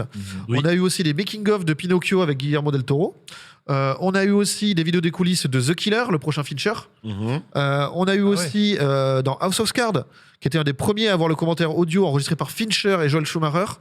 Donc c'était soit sur YouTube, soit en natif sur la plateforme. Mhm. Donc voilà, c'est pas une première, mais là ça arrive comme ça. Et sur Glass Onion, il y a même un site spécial, To Doom, Toudoum. qui est rempli de bonus. Donc on a une carte interactive de l'île avec plein de featurettes. Voilà, il y a Paul qui est en train de s'amuser derrière. Alors doucement, zoom un peu. Sors. Prends la clé. Non, alors, cherche un numéro et clique dessus, tiens. C'est ça le quiz du jour, il est trop bien. C'est ça. Alors qu'est-ce qu'il dit là à ce moment-là? Voilà, et donc ça charge, évidemment. C'est rapide. Hein. Voilà. Ouais. Et donc là, on peut voir, et c'est si tu PS5. recliques après, tu peux avoir. On peut avoir des entrées cliquables proposant des anecdotes, des bêtisiers, des featurettes ou des moments de tournage ou ce genre de choses. Ça rappelle vraiment les bonus DVD de Ouais. certains DVD à une époque où vraiment tu te baladais dans quelque chose et tu cliquais, tu chopais des bonus. Donc Ça, c'est bien, ça. je Ils trouve. ont raison. En tout cas, si on peut utiliser le streaming pour ça, parce que c'est vrai que les bonus sont un peu morts avec l'idée que le format physique est mort. Alors qu'il y a la place en plus Et sur les, il y sur a la les place, plateformes. ouais, carrément. Ouais, c'est bien. Donc je sais pas, voilà, c'est un truc qui pourrait vous intéresser. Ouais, non, Alors parce peut-être pas que- sur ce film, mais. Non, en général. en général, ouais, parce qu'en plus, Netflix notamment et l'usage streaming a ancré dans la tête des gens que dès qu'un truc est sorti, tu le consommes et tu le jettes. C'est ça. Et si en fait d'un coup t'aimes bien un univers et que t'as envie d'en savoir plus, et ça peut être Glass Onion, moi j'ai pas aimé, mais si vous avez adoré, tant mieux pour vous. Et si vous pouvez explorer ce truc-là, ça peut être vachement bien. Et Voilà, même au-delà ça, de ça, en fait, il y a pas que sur leur nouveauté, mais toi, quand ils mettent, je sais pas, t'as la liste de Schindler par exemple sur Netflix, bah il doit y avoir un commentaire audio de Spielberg sur une édition DVD qui Ouais. le mettent avec aussi. Oui, il Enfin, suffit de la en fait, récupérer et de la glisser dedans. Bah quoi. voilà, qu'on puisse récupérer les bonus, en fait, que ce soit juste une option en plus, comme tu disais, que Dans les soit tu voix, le regardes dans en les- polonais, soit tu le regardes Ouais. avec le commentaire audio de Spielberg. Mais je pense que les plateformes ont vachement à y gagner là-dessus, dans leur opposition systématique avec le support physique et le support numérique. Je pense que les cinéphiles verraient peut-être d'un meilleur œil ces plateformes. Ah oui, complètement. Ça, c'est fou. Bravo. Dernière news. Tu parlais tout à l'heure, Johan, et tu vas nous en reparler au moment du journal Outstanding des cast. sorties. Non, c'était pas ça. Non, c'est pas ça. c'est pas ça. Non, au moment du journal des sorties, tu vas nous parler de Tulsa King. Yes. Non, Non, non, je sais plus. si, peut-être. Je sais plus. Je sais plus. En tout cas, tu en as parlé tout à l'heure. Oui, tout à fait. Et je voulais vous dire que, évidemment, il y avait une opposition historique entre Stallone et Schwarzy dans les années 80 et 90. Ouais. Et ça va se poursuivre, puisque Schwarzy va faire tout comme Stallone et va être le héros d'une nouvelle série. Tulsa King, c'est sur Paramount+, et Schwarzy, ça s'appellera Fubar, et ce sera... Alors, pas de jeu de mots, s'il vous plaît. Et ce sera sur Netflix. Tout à fait. C'est Il le y a même. des chances que celle de Schwarzy soit plus vue. Excusez-moi, c'est le même. Il est en Ah, costard bien comme Stallone, quoi. C'est juste la rue qui a changé. hein. Alors, C'est le costard de Stallone. Oui. Voilà, c'est le costard de il n'y a pas de Stallone. lien avec la mafia, puisque cette fois, il y Ok, sera question d'un agent secret, et ce sera sous la direction de Nick Santora, qui avait déjà fait Reacher ou Prison Break. Oh, ça, c'est pas mal. Ça rigole. Voilà, je savais que j'aurais des enthousiastes. Witcher, Ah oui. Et j'ai le Ouais. pitch, donc un agent de la CIA sur le point de prendre sa retraite, Schwarzenegger, qui découvre un secret de famille. Certain de retourner sur le terrain pour un dernier boulot, Fubar, c'est son nom, s'attaque aux traditionnels problèmes familiaux universels sur fond d'espionnage, d'action et d'humour. C'est un True Lies-like, mais plus moderne. Ok. True like. Alors moi, j'ai un ticket sur le point de prendre sa retraite à 75 ans. Ouais. Ouais.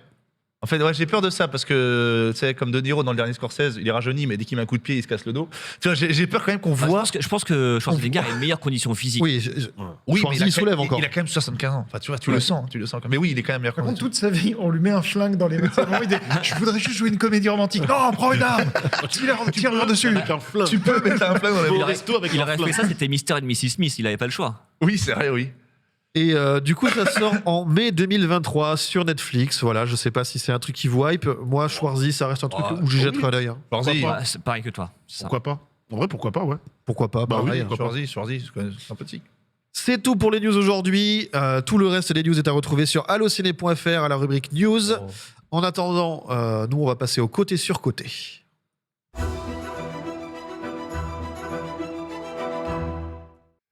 Les jeux de mots.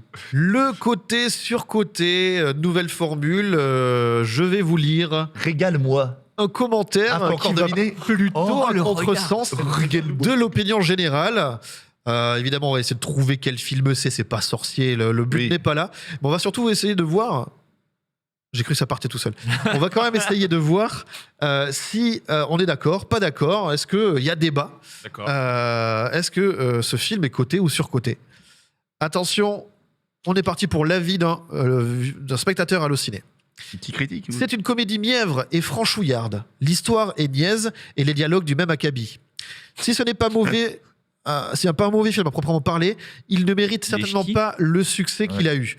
C'est Ouais. pas franchement drôle, tous les bons passages sont dans la bande-annonce, et pas Oui. franchement original, les différences culturelles, le pouvoir de l'amitié, etc.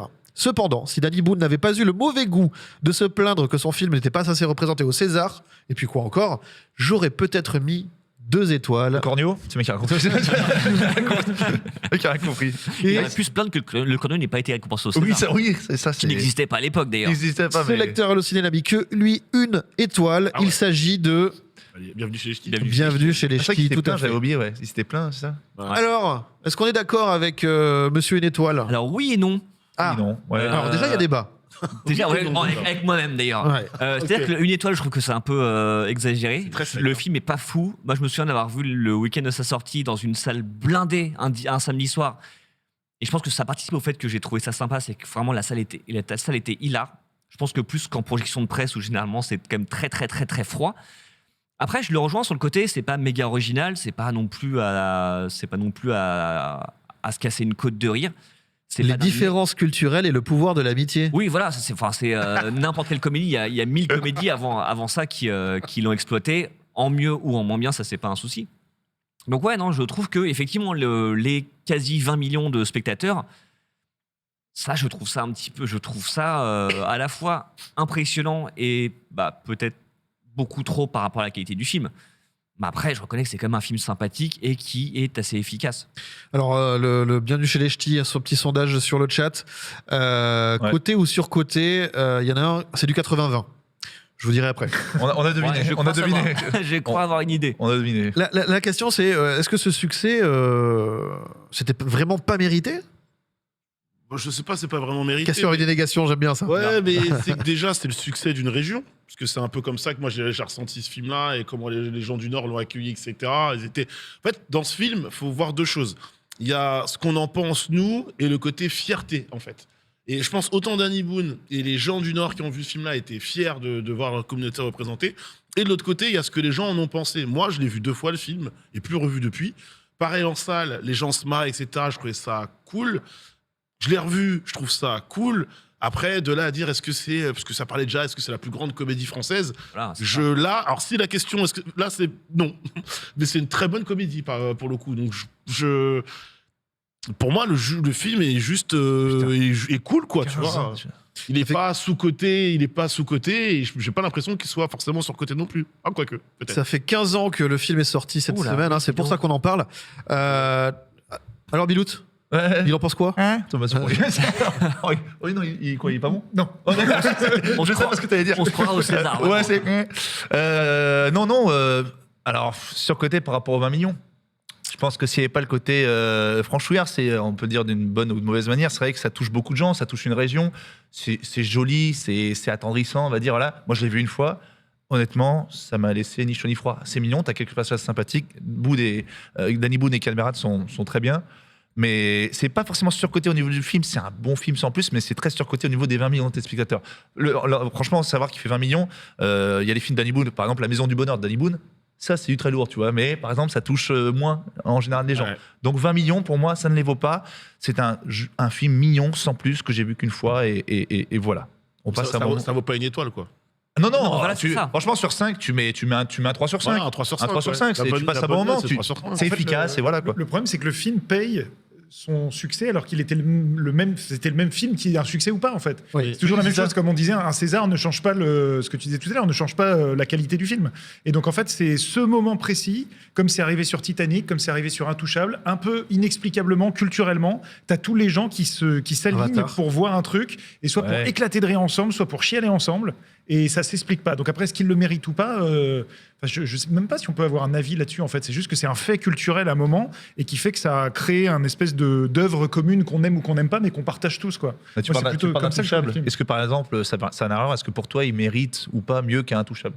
En fait, j'en sais Il rien. n'y a pas vraiment de règles. Hein. C'est ça C'est pour moi, ça marche parce que ça touche vraiment la France aussi. C'est pour ça que ce film marche. Tu vois, il n'aurait pas forcément fait, je sais pas combien d'entrées ailleurs, mais tu vois, Intouchable, c'est différent et ça fait quoi, 18, Tu vois, 17 c'est un film, tu sors de là, il te fait du bien. Bah, tu peux pas c'est dire ça. que tu te fais- Enfin, par Ouais. rapport aux commentaires qu'on a vus, en vrai, tu l'as vu une fois, Norman, mais tu veux pas te dire. Enfin, je Non. pense, hein, tu Oui. me diras, tu me diras, Oui, non, oui. mais t'es pas sorti là en mode furieux, je me Ah, suis fait chier, non, c'était nul. j'ai passé un c'est bon mal moment, réalisé. j'ai passé un Voilà, bon t'as passé un- bah, le film a rempli son Voilà. office, c'est pour ça que je dis, pour dire côté sur côté, pour moi, il est à sa juste. Enfin, en termes d'avis, 3 étoiles, il est à sa juste place. Après, oui, la question, c'est les 20 millions. Bah, je pense, en vrai, t'as le meilleur argument, Johan. C'est les gens, toutes les étoiles sont alignées. Les gens ont voulu voir ce film. Déjà, encore une fois, le fait qu'il y a eu la com autour, toute la région qui a porté ce truc-là, Danny Boone qui a vraiment porté son film à bras le corps, ça a joué forcément sur le sujet. Mais de la même manière qu'on peut se poser la question, je sais pas, 50 ans avant, est-ce que La Grande Vadrouille mérite Bah, bien 16 sûr. ou 17 Bah, millions dans le d'entrées? chat. En fait, j'en sais rien. Moi, j'adore La Grande Vadrouille, mais tu peux te dire, ah, ça va, c'est un peu naze. pareil. En fait, quel film,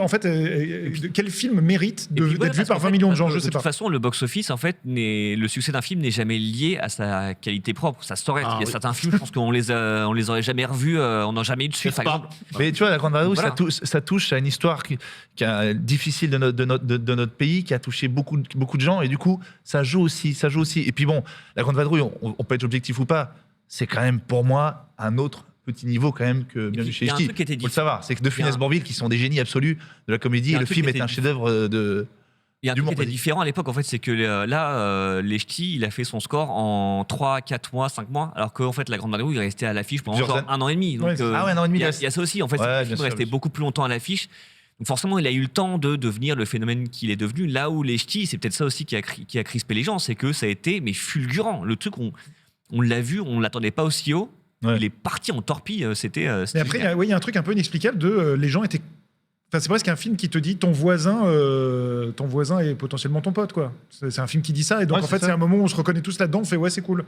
Ça va pas plus loin que ça, en fait, ce film. Et le bouche à oreille aussi. Moi, de mon côté, j'ai laissé passer la vague et je l'ai vu bien après, d'un œil, en disant bon, c'est pas si mal que ça. Voilà. Ouais. Mais c'est vrai que là, je revoyais, en vous écoutant, je suis assez d'accord avec tout ce que vous avez pu dire, mais il y avait la bande-annonce qui passait et il y a quand même ce plan qui, pour moi, est vraiment un gag des albums Astérix. C'est qu'il voit le panneau Nord-Pas-de-Calais, il franchit le panneau et il pleut, mais des trombes Oui. d'eau, quoi. Et ce truc-là, c'est vraiment un gag de bande dessinée, cinématographique. C'est du Goscinny presque. Ouais. Et alors, ça fait pas un film, on est d'accord, mais ce petit moment-là, enfin voilà, je trouve qu'il y a des choses qui fonctionnent quand même. Moi, je voulais étendre un petit peu le débat Allez, avant bonne idée. qu'on passe à autre chose. Puisqu'à la suite de l'annonce des nominations pour la 34e cérémonie des Césars, qui ne s'était qu'une seule fois Bienvenue chez les Ch'tis dans le palmarès, Danny Boone avait annoncé qu'il n'assisterait pas à la cérémonie, mettant en avant le fait que mettant en avant le peu d'intérêt qu'ont les Césars pour les comédies en général. Il n'y a qu'à regarder cette année, je cite, il n'y a que 2 nominations pour des comédies sur 100 nominations au total. Je ne trouve pas ça normal. Et je dis que je n'ai pas ma place dans une soirée qui boycotte, elle, les comédies. Du coup, on en Cette vient. année, il y avait 2 comédies qui étaient nommées, L'Innocent et Encore. Donc, ouais, il aurait pu, Donc il y a eu du chemin qui est parcouru en 15 ans. Oui, mais après, ça. Et la question c'est ça, est-ce que le comédie n'est pas un genre qui est un peu mal aimé, un peu Ah oui. c'est Ah, c'est Boudet, pas du oui. grand cinéma, Boudet. c'est pas qui du... est mal aimé du de- monde du cinéma. de la C'est-à-dire que critique. Quand tu vas au Festival de Cannes, et je pense que Yoann, tu le diras aussi bien que moi, dès que tu sors d'un film où tu t'es marré un peu, nous, ça nous fait du bien. T'entends des gens qui font « Qu'est-ce que ça fout à Cannes? Ça n'a rien à faire ici. » Attends, ça va. Enfin, m'arrive-vous un petit peu. Pendant 2 semaines, là, on a la tête dans le seau. Et je pense qu'il y a un peu ça aussi. C'est qu'en fait, la comédie est un espèce de sous-genre du cinéma, sauf si c'est fait par des auteurs comme Louis Garrel ou Zanavicius, c'est vraiment des auteurs reconnus. Ben, Mais la comédie populaire, on a l'impression que c'est pas du cinéma, de la même façon que De Funès, tu vois, était toujours vu de haut par la majorité du cinéma en France. Alors que non, après, pour Danny Boone, les Ch'tis, t'as envie de dire, c'était sympa, mais de là à mériter les nominations qu'il réclamait, à un moment, il faut quand même se calmer. Ça, c'est un peu embêtant, les discours, le discours global que les gens, j'y parle pas de tout le monde en général, mais quand même qui est quand même assez commun à bon nombre, qui vont te dire une comédie, c'est pas vraiment du cinéma. Bah, si, il y a un réalisateur, un scénariste, une équipe. Si on se base vraiment sur la définition même de ce qu'est un film de cinéma, c'est du cinéma. Après, c'est pas le cinéma que t'aimes, ou que tu préfères, ou que tu valorises, ou que tu mets en avant. Pardon si t'aimes les films d'auteur, mais d'autres préfèrent voir des comédies toute l'année. Ils préfèrent rigoler plutôt que de brainstormer pour 1h30. Quoi. Que Michael Haneke fasse une comédie. Amour 2. Il avait fait Happy End, on s'était pas beaucoup marré quand C'était même. pas. Ce Rigoler que un veut peu. dire ça, c'est que c'est dommage d'entendre ce genre de discours. Ouais. Par exemple, à Cannes, t'as rigolé. Attends, c'était mignon, Mais c'est pas moi, vraiment du cinéma, Maximilien en parlait. Moi, j'ai vécu la projection presse de Bienvenue chez les Ch'tis C'est et je pour suis allé ça, le c'est voir ça. en salle la semaine suivante pour me dire c'est pas possible. Et en fait, mais j'ai rarement vu une projection presse aussi sinistre de ma vie. Ah ouais C'est-à-dire qu'une comédie où t'as pas un rire pendant 1h40, tu te dis ah ouais là Danny Boone il s'est planté. Et après tu vas quand même parallèlement, le film était sorti en avance de phase dans le Nord. Et en fait, on nous dit il a fait genre 800 000 entrées dans le Nord. Tu fais, oh, il se passe un truc là. Donc tu vas le voir avec les vrais gens. Et d'un coup, à chaque seconde, ça se marre. Et tu dis, il y a tellement un gouffre entre le regard de la profession et le regard des vrais gens. Donc après, Ouais. ça pose la question de qui devrait voter au César. Et je n'ai pas la réponse à cette question. Bien sûr. En tout cas, voilà, n'hésitez pas à le revoir pour vous faire un avis. Bienvenue chez les Ch'tis fêtait ses 15 ans Ouais. et c'était notre côté sur côté du jour. On enchaîne. Bien vu, c'était bien vu. Je précise alors parce que je vois Paul qui est, je suis obligé de réagir. Vas-y, Ça se trouve, vas-y, le chat vas-y. a peut-être mal compris. Donc Paul a mis sur notre petit écran de retour toujours voir une comédie avec la plèbe. Bon message, merci Michel. Alors je ne dis pas ça, c'est que je me considère en premier lieu comme un vrai gens. Donc en fait, je suis très content de plus voir les films avec les vrais gens qu'avec les gens de ma profession. Donc je ne considère pas ça comme la plèbe. Quand tu présentes Ou alors pas je des- fais partie de la plèbe. Quand tu ne présentes pas le nouvel iPhone, après, ça c'est autre chose. Exactement, exactement. Je vous propose d'enchaîner avec notre dossier du jour. On l'a vu, il y a plein de raisons d'en parler. Un dossier consacré à la carrière de Sylvester Stallone.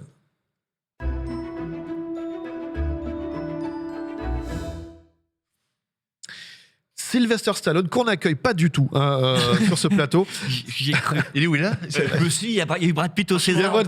il y a Schwarzy qui vient en Réussi parler. à me retourner, c'est fort. Et Schwarzy qui vient en parler, ce serait génial. Sylvester Stallone, Sly, Oh.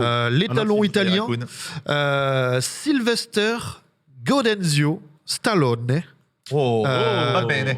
Si. Va bene. Les De Césars son- italiens vous sont présentés par Benoît. De son vrai Cesario. nom. Alors tu disais qu'il avait plus de 70 ans, c'est vrai, il en a 76. Ouais, 75, ouais, 76, ouais, ouais. Voilà, il est né le 6 juillet 46 à Hell's Kitchen à New York, Ok. comme Daredevil. Oui, c'est la même chose en plus. J'allais le dire. Acteur, réalisateur, scénariste, producteur et entrepreneur américain Ok. d'origine franco-ukrainienne. J'ai découvert ça, ouais. Et même breton.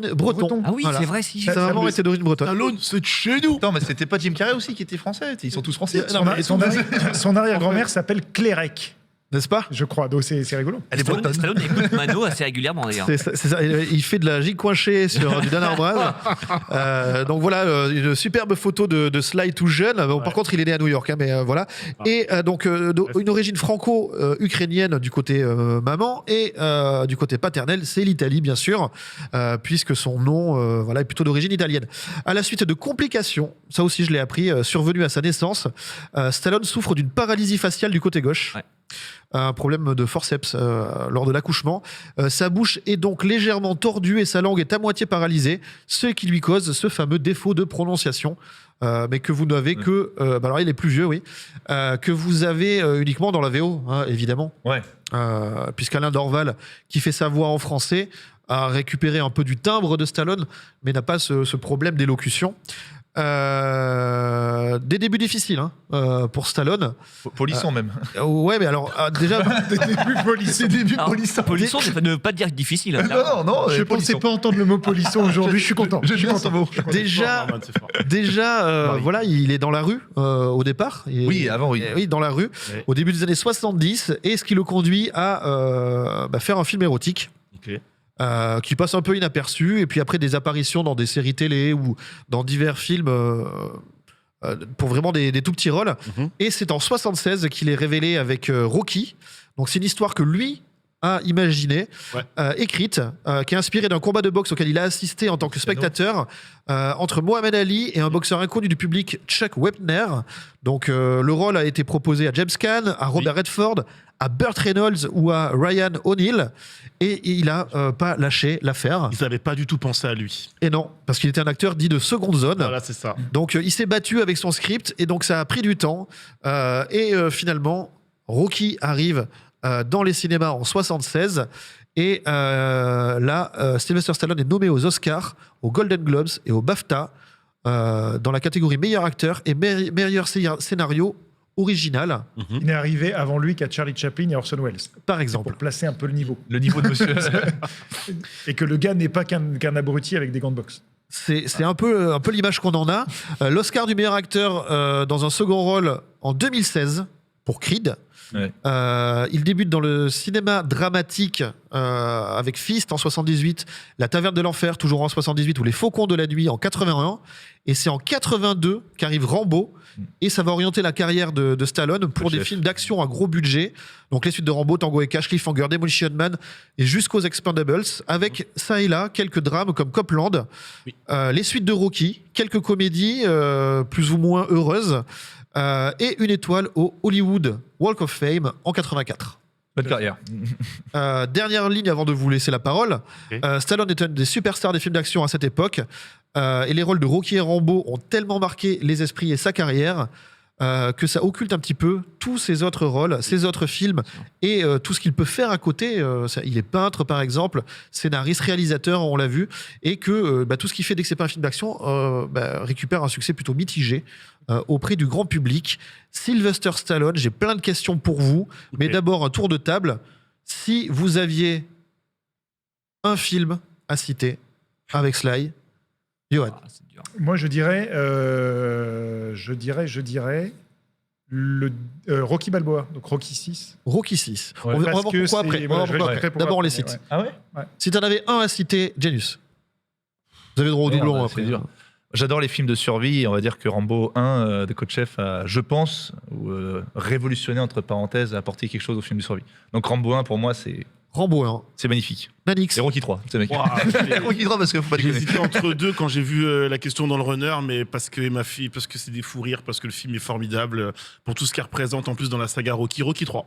Ah, Rocky c'est 3. bon. Ouais. Le 3. oui, Mr. Ouais. T, putain. Quand t'as parlé de fou rire, je me suis dit, arrête, ma mère va tirer. Je me suis dit, on va Moi, j'ai faire- pensé à Over the Top. Parce que quand Ouais. il retourne sa casquette, c'est Alors le plus même. attention, là on parle de chef-d'œuvre là. Je précise, les fous rires, c'est Clubberlang. Voilà, pour vous resituer pourquoi je dis ça de Rocky. Clubberland. Clubberlang, ouais, incroyable. Bah, moi, ce sera le premier Rocky. Je suis content que personne l'ait cité, parce que sans quoi j'aurais dit Demolition Man pour un peu varier, mais le premier Rocky, parce que, enfin, tu l'as très bien dit, c'est vraiment le film qui définit Stallone. Ouais. Plus que, effectivement, parce qu'on.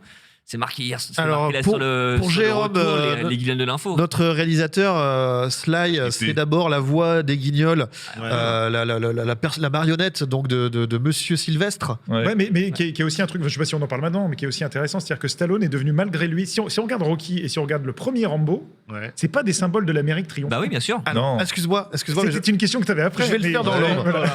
je décide Ah, juste. surtout Rambo, Les hein. Guignols de l'info donc pour Jérôme et Paul nous dit Spy Kills 3. Et Taxi 3 également. Voilà, donc À ne pas oublier.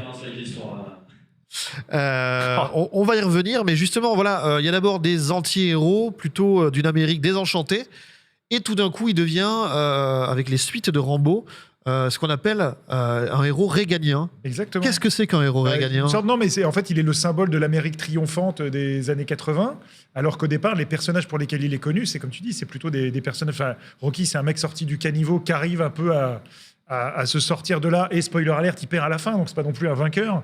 Et Rambo, c'est un SDF qui arrive pas à retrouver sa place dans la société, et la société veut plus de lui alors qu'elle l'a envoyé se faire massacrer au Vietnam. Le premier Rambo, c'est ça. Et je sais pas quel est le saut quantique qui fait que dans Rambo 2, on retrouve un mec qui règle la guerre lui tout seul avec un gun à la main. Parce qu'en fait, Ouais. c'est jamais sa guerre, mais à chaque fois il y retourne et c'est toujours une boucherie. Mais il y a Ouais. un truc bizarre en fait sur le fait que c'est un des personnages anti-américains et ce soit devenu, comme tu dis, les symboles. Parce que dans les Guignols, en fait, Monsieur Sylvestre c'était l'américain moyen. En fait, c'était Oui. dès qu'il y avait un personnage d'américain, c'était lui. Il faisait, il incarnait l'impérialisme américain. C'est La ça. World, Ça, ouais. World Company. Voilà, c'est Voilà. ça, World Il y avait la World Company, mais même avant, il y avait au moment de la guerre du Golfe, en fait, il était l'incarnation de l'armée américaine. C'était Monsieur commandant Bush, on a Sylvestre. réussi à envahir Bagdad. En fait, t'avais toujours, Je me t'avais toujours le président américain et Stallone qui faisait les Américains. à Il côté. faisait les mecs qui tiennent vraiment les ficelles C'est ça, derrière. voilà. D'où Et la alors- marionnette, fromage qui pue, C'est- ouais, général et tout, tu vois. Ça vient de là. Donc du coup, j'avais... bon, je vais pas être très loin, c'est sur Wikipédia, mais je vous le lis comme ça vaut ce que ça vaut. Rambo redonne de la fierté aux Américains qui pensent encore les plaies douloureuses du Vietnam. Non seulement Stallone rompt avec un cinéma américain très virulent à l'égard de la guerre du Vietnam, donc Apocalypse Now, Voyage au bout de l'enfer, au bout de l'enfer, Platoon, etc. Ouais. Mais la trame générale, donc à partir de Rambo 2, elle véhicule l'idée selon laquelle ce nouveau héros américain venge à lui tout seul un pays déshonoré et il gagne exactement la ça. guerre que les bureaucrates ont perdue. Et ce qui est assez marrant, j'avais vu ça une fois, je crois, dans un documentaire, c'est que lui, enfin, donc devient l'espèce d'incarnation de l'Amérique, et en même temps, dans certains pays qui sont plutôt anti-américains, ils ont des tags ou des choses comme ça sur les murs avec Rambo, qui est l'incarnation de l'homme qui résiste face à un système plus grand que lui. Donc c'est assez bizarre cette espèce de double image, et je pense que nous, en France, on a reçu l'image du gros bœuf américain Ouais, c'est qui ça. défonce tout le monde avec son M16. Et alors que Rambo, c'est vraiment autre chose. Alors que le premier Rambo, en tout cas, est peut-être le 6. Non, Rambo 4. Non, 4. Rambo 4 est très différent. C'est un peu différent. Mais qui est quand même bourrin. Ouais. Qui est quand même Rambo. Le, Ah, le c'est- first, le First Blood. C'est sanglant. Mais ça reste Rambo, c'est le côté signature. Mais là où je suis d'accord avec toi, c'est que c'est derrière, pour avoir vu les Rambo assez tard, en fait, parce que moi j'ai plutôt grandi avec Rocky, c'est que Rambo, tu comprends le fait que il a 3 lignes de texte dans le film, que c'est beaucoup de facecam avec son visage. C'est de l'incarnation, Voilà, c'est du corporel exactement. sans texte. C'est notre façon de jouer en fait. Et surtout, c'est que chaque mot qu'il dit, à l'époque, je suis en mode, le discours, on me dit, on me vend Rambo, mais ce qu'il dit, c'est naze. Puis tu réfléchis, tu matures au truc, tu fais. En fait, ok, là il y a un message, là il y a un message, là il y a un message. C'est jamais gratuit. C'est peu de texte pour Stallone dedans, mais chaque phrase a un sens. Le 1, et puis pour ceux qui l'ont pas vu, je vous conseille de le voir, la scène de fin fabuleuse où il fait un monologue, où il Ouais. explique toute la Oui. douleur qu'il a. Et en Ouais. fait, tout le film, tu sens que c'est un mec vraiment dur. Et en fait, tout qui sort à la fin, il explique que c'est son expérience avec son ami qui a explosé, etc. Cette scène, elle est fabuleuse. Imitation. Je suis très bon en imitation de Stallone. Et c'est là que tu te dis, putain, ce mec-là, c'est pas que Monsieur Muscle, c'est un mec qui peut te procurer des émotions. Et cette scène est fabuleuse. Mais c'est vrai que de Rambo, on garde tout le temps l'image du 2 ou du 3, du mec qui a été parodié le 3, par Charlie Sheen dans les Hot Parce que Shots. J'allais dire, mais en fait, Ah ouais, surtout, c'est ça. j'ai découvert les Hot Shots avant de découvrir les Rambo, donc forcément, c'est comme Top Gun et Hot Shots 1, ça m'a un peu pourri les films. Ah ouais. Mais c'est vrai qu'il y a ce côté, nous on imagine le Marcel noir un peu très échancré, Le bandeau rouge. le Bah, bandeau les dans les muscles cheveux, huilés. la permanente, les Huilés. muscles huilés. Parce que c'est un peu. Alors c'était pas Stallone qui disait ça, mais c'était Van Damme qui lui, en fait, commence à émerger à cette époque-là un peu. Et en fait, il disait mon corps était l'effet spécial du film. Ouais. Ouais. C'est, en fait, plutôt que d'investir sur des explosions ou machin, en fait, tu mets soit Stallone, soit Schwarzy, soit Van Damme avec les muscles huilés bien comme il faut. T'as tout ce qu'il faut pour ta bande-annonce et pour ton marketing. Donc en fait, l'image qu'on a de Rambo, c'est cette espèce de marketing musculeux. Sauf qu'avant ça, je te coupe. Non, mais je t'en prie. Sauf qu'avant ça, comme vous le disiez dans les années 70, donc il y a eu Rambo, le premier, qui donc c'est l'histoire d'un vétéran de la guerre qui revient au pays. Il Mm. n'y a plus de place pour lui. C'est exactement ça. Et en plus, on il veut est pas de pris lui. en chasse parce qu'il gêne. Il veut juste déjeuner. Il dit, je veux bouffer. Et il Je veux il est en oublier. tôle.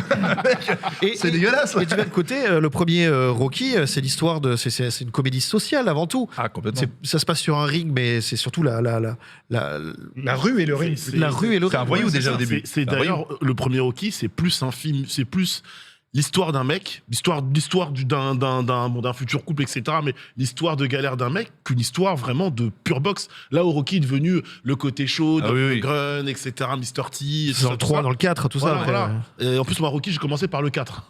Étant gamin, c'est Ah le bah, 4 que j'ai vu en premier. Donc, Et il est lourd aussi, il est lourd aussi. Non mais alors quand j'étais petit, j'avais pas vu tout le côté propagande anti-URSS, etc. Quand tu grandis, tu revois le film, tu dis ah quand même, c'est pas des cyborgs les Russes. Hein, bref, Si vous ça, ça pouvez me fait- changer, j'ai Clairement. changé. Mais le premier Rocky, pareil, c'est une sacrée claque parce que déjà tu sens qu'il y a il y a énormément de lui dans le film, ça c'est clair, c'est un peu clairement son histoire qu'il raconte. Et le film, il est hyper touchant, c'est-à-dire que t'as le côté boxe, qui est quand même intéressant, le côté sportif, l'entraînement, lorsqu'il l'emmène dans la salle, la chambre froide, taper contre les glaçons. L'une des meilleures scènes du film, sort, s'il dit ouais, bah ça pue, ça pue chez moi. Enfin, elle est incroyable. Michael est dans les escaliers, il mange une soufflante comme jamais, puis il le rattrape derrière. Enfin, c'est touchant, c'est bien joué. Je veux pas dire que c'est presque un sans faute, Rocky, parce que voilà, mais pour moi, oui, c'est un de mes films préférés. Et même si j'ai mis le 3, parce que le 3, j'expliquerai plus tard pourquoi, mais le premier, il est hyper fondateur. Et c'est pas que de la boxe. Puis c'est là où le film ressort, en fait. Comme tu dis, c'est un pseudo voyou. En plus, Ouais, il récolte des dettes pour un espèce de mafieux. À la base, en plus, tu vois, ça Et puis il n'est pas très intelligent. Enfin, c'est-à-dire qu'il a des zones d'ombre, c'est-à-dire qu'il est un peu con. C'est pas le plus intelligent de la rue. La façon dont il traite Adrienne est à la fois amoureuse et puis c'est à la fois bon, tu sors avec moi. C'est un peu un gros bout, un gros bout. Ouais. Quoi. Les jeux sont cassés. Hein, mais du coup, tu peux vachement t'identifier à lui, c'est-à-dire que c'est un mec normal. Comme on dit, c'est pas le pingouin qui glisse le plus loin de la banquise. Hein. Oh, elle est belle celle-là. Elle est pas mal. J'aime beaucoup. Quand même, est-ce que Sly, c'est pas l'un des rares acteurs qui peut s'enorgueillir d'être le seul acteur à avoir porté 3 grosses sagas au cinéma? Alors, si la troisième c'est Expendable, je la mettrais un peu de côté. Ah parce ouais. que Mais il y a eu elle sur- existe oui, malgré mais tout sur- et c'est lui qui est central. Et sur 3 films, il y en a quand même un seul qui est plutôt bien. Là Correct. où les Rocky, où vraiment dès le Ouais, début, mais- Rocky, Rambo, il y a eu quelque chose de. Expendable, quelque chose de c'est fou. comme Fast and Furious maintenant. Tu peux regarder ça, c'est le côté la saga, c'est la collectionnite quoi. Tu vas t'enchaîner les volets. Bon, tu sais ce que tu regardes, voilà. Rocky pour le coup et Rambo, c'est beaucoup plus personnel. Là, Expendable, c'est un peu un gros clin d'œil à vous avez voulu du musculeux toute la carrière, bah, je vais faire ça avec mes copains ou ex-concurrents et je réunis tout le monde Et sur quelque chose de Je bien. pense que Expendables, en fait, c'était sa réponse au cinéma hollywoodien actuel qui était en train d'être dominé par les super-héros. Parce qu'en fait, c'était pour rappeler qu'avant, les super-héros, c'était eux, mais c'était juste, comme tu disais, leurs muscles huilés. Sans CGI. Juste Rocky, il n'y en a pas un de. Même si le 5, controverse, Le moi, 5 j'aime bien. est horrible. Avec Tommy Gunn, j'aime bien quand même. Il y en a vraiment peu de. Ils sont pratiquement tous bien. Expendables, comme tu dis, à part le 1 où ça va. Ah non, moi, c'est le 2 c'est le 2 Ah, que t'es je deux. sauve. Ouais. Ah, c'est filmé à la caméra de surveillance. Enfin, ça, c'est vraiment. Mais par rapport à Rocky, ce qui est intéressant, c'est qu'en fait, moi, par exemple, quand tu les prends à part, par exemple, moi, tu vois, j'aime pas beaucoup le 3, j'aime pas beaucoup le 5. Mais en fait, ce qui est intéressant, c'est de regarder les 6, voire les 8 avec Creed. Ouais. Parce qu'en fait, ça te raconte l'histoire de quelqu'un. Oui. Et en fait, par exemple, c'est dans Rocky 3 où le mec devient bling-bling. Oui. En fait, tu vois, il se perd Il en a chemin. perdu la Et en fait, tigre. c'est un peu ce que Stallone a vécu aussi. Bah, C'est-à-dire ouais, le c'est moment ça. où tu es tellement au top que tu te rends plus trop compte de ce que tu fais. D'où tu viens. Et puis en fait, il te faut une énorme claque qui te remet la tête dans le caniveau et tu dis, bah là, on va repartir au combat. Le 4, c'est le moment où il devient lui-même le symbole d'un truc qui le dépasse. Et puis moi, c'est pour ça que je parlais de Rocky Balboa, donc Rocky 6 tout à Ouais. l'heure. C'est en fait quelqu'un qui se retourne et qui dit, c'est quoi le chemin que j'ai parcouru? C'est quoi la trace que je veux laisser? Comment je renoue avec mon fils? Donc en fait, l'arc du personnage, et ça, je pense que c'est assez inédit dans l'histoire du cinéma. On a peut-être Antoine Doinel en France, voilà, donc c'est très différent de Oui, Rocky. oui. Il fait moins- il fait Mais en moins fait, de qui boxe. raconte Il y a- des 400 coups jusqu'au film final, qui raconte la vie d'un personnage. Et ben, on a connu ça avec Rocky et avec Rambo. Et Ouais. nous, on l'a aussi avec Son Goku et avec Naruto. Voilà, c'est ça. Mais Mais- non, mais Mais non, mais c'est vrai, c'est pas quand une vanne, en vrai. tu suis la vie de quelqu'un entièrement. Et ça, d'accord. c'est inédit. Parce que même James Bond, tu vois, on l'a connu depuis 50 ans, mais en fait, il change tout de le temps personnage. ouais, mais c'est tout le temps au même âge. Et à peu puis, près. et puis en c'est plus, le même il- âge, t'as pas il d'arc, évolue peu. quoi. Voilà, il Il évolue peu. en fait. Là, Rocky, c'est que tu l'as connu au début, et puis tu le connais à la fin. Je suis d'accord, le Balboa est peut-être Anakin. le plus émouvant. Anakin aussi. Anakin aussi. Balboa, je suis d'accord, est peut-être le Rocky le plus émouvant. Ouais. Le Balboa, il est. Et qui pourtant, en plus, on n'y croyait pas du tout. Ouais. Enfin, le mec, il venait enchaîner Driven. Enfin, tous ces films, c'était des foirages. Tu te Ça dis, tombait. Alors, moi, franchement, il revient à Rocky, c'est un peu l'aveu d'échec et ils nous Ouais. ont tous pris par surprise. une autre question.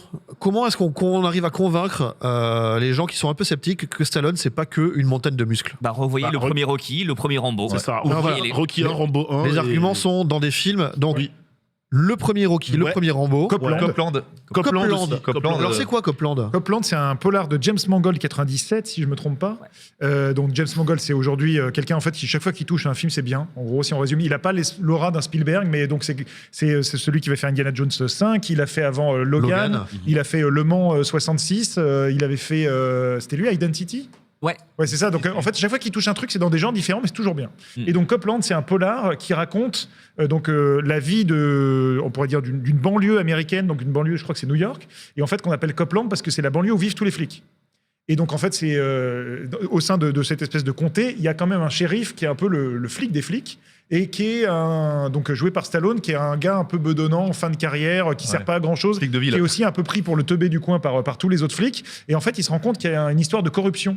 Et puis, Dans sa propre ville, et c'est comment lui va en gros mettre à mal des gens qui le méprisaient. Donc c'est une sorte un peu de Rocky des flics finalement. Parce que c'est un Rocky des flics, mais où il joue quand même, il donne la réplique à Harvey Keitel, Ah oui. à De Niro. Robert De Niro. Ah oui. Le casting est là. Et il tient tout à fait le. C'est ça. le Et truc, à quoi. l'époque, quand le film est annoncé, on sort moi, des Demolition Man que j'aime bien, mais il y avait eu Judge Dredd. Enfin, il y avait vraiment eu quand même des gros ratés. Il y a eu l'expert. Il avait fait ses comédies aussi. Voilà, il y a eu des parce qu'il comédies foireuses. Arrête où ma mère m'a tiré. Et on se dit, Stallone face à De Niro, sérieusement, le mec va se faire Et ridiculiser. dans un drame aussi, en plus. Et en fait, au final, quand on parle de Copland, on se souvient de Stallone. Et ça, c'est fort. Donc c'est pour ça, s'il y a un film aussi à voir, je pense, au-delà des Copland, grandes il est bien. franchises connues. C'est pas c'est pour vraiment ce sûr. film où il a accepté de baisser son cachet? Oui, il y a ça. Et puis, je pense que c'est un film aussi où il a été nommé. Radiota aussi. Voilà, il a eu des nominations. Et en fait, c'est vraiment un moment très particulier dans sa carrière, Copland. Et Daylight aussi. Ce mec. T'as rien compris. Qui franchement est pas mal parce que faut savoir qu'il a aussi au début des années 90 il a osé faire le remake d'un film de De Funès avec lui dans le rôle principal qui s'appelle L'embrouille dans le sac, qui est le remake de Oscar. Ah putain. Déjà faire un remake de Oscar c'est tendu, reprendre le rôle de De Funès quand tu t'appelles Stallone c'est que t'as peur de rien. Ah, putain, la Et il aurait dû d'avoir peur. C'est assez incroyable comme anecdote. Pour le coup, je l'ai pas vu moi celui-là. Moi non plus mais juste l'idée je me dis je vais rester là-dessus. Où je le vois, putain. Alors, il y a des films qui sont acclamés par le public, d'autres par les critiques. Comment est-ce qu'on arrive lesquels réussissent à réunir les deux? C'est toujours les mêmes d'après vous ou il y en a d'autres Après, le truc, je c'est pense, qu'on l'a dit, c'est un peu Monsieur Muscle et Monsieur Film d'action. Et dans Au les début. films d'action, il y en a un qui est très drôle et très chouette pour l'époque. Mais Il y a Demolition Man avec Wesley Snipes, par exemple. Il y en a des biens des films d'action de Sly. À part le dernier tiers qui est raté, mais Oui, le dernier tiers. les deux tiers du début sont parfaits. Le début du film est vraiment chouette. Moi, personnellement, j'ai préféré le Judge Dredd avec Karl Urban, mais celui avec Stallone, il fait le job. Bon, après, avec Expendables, on aime ou on n'aime pas, mais au moins, on en a pour son argent. On se pose et ça pète de partout.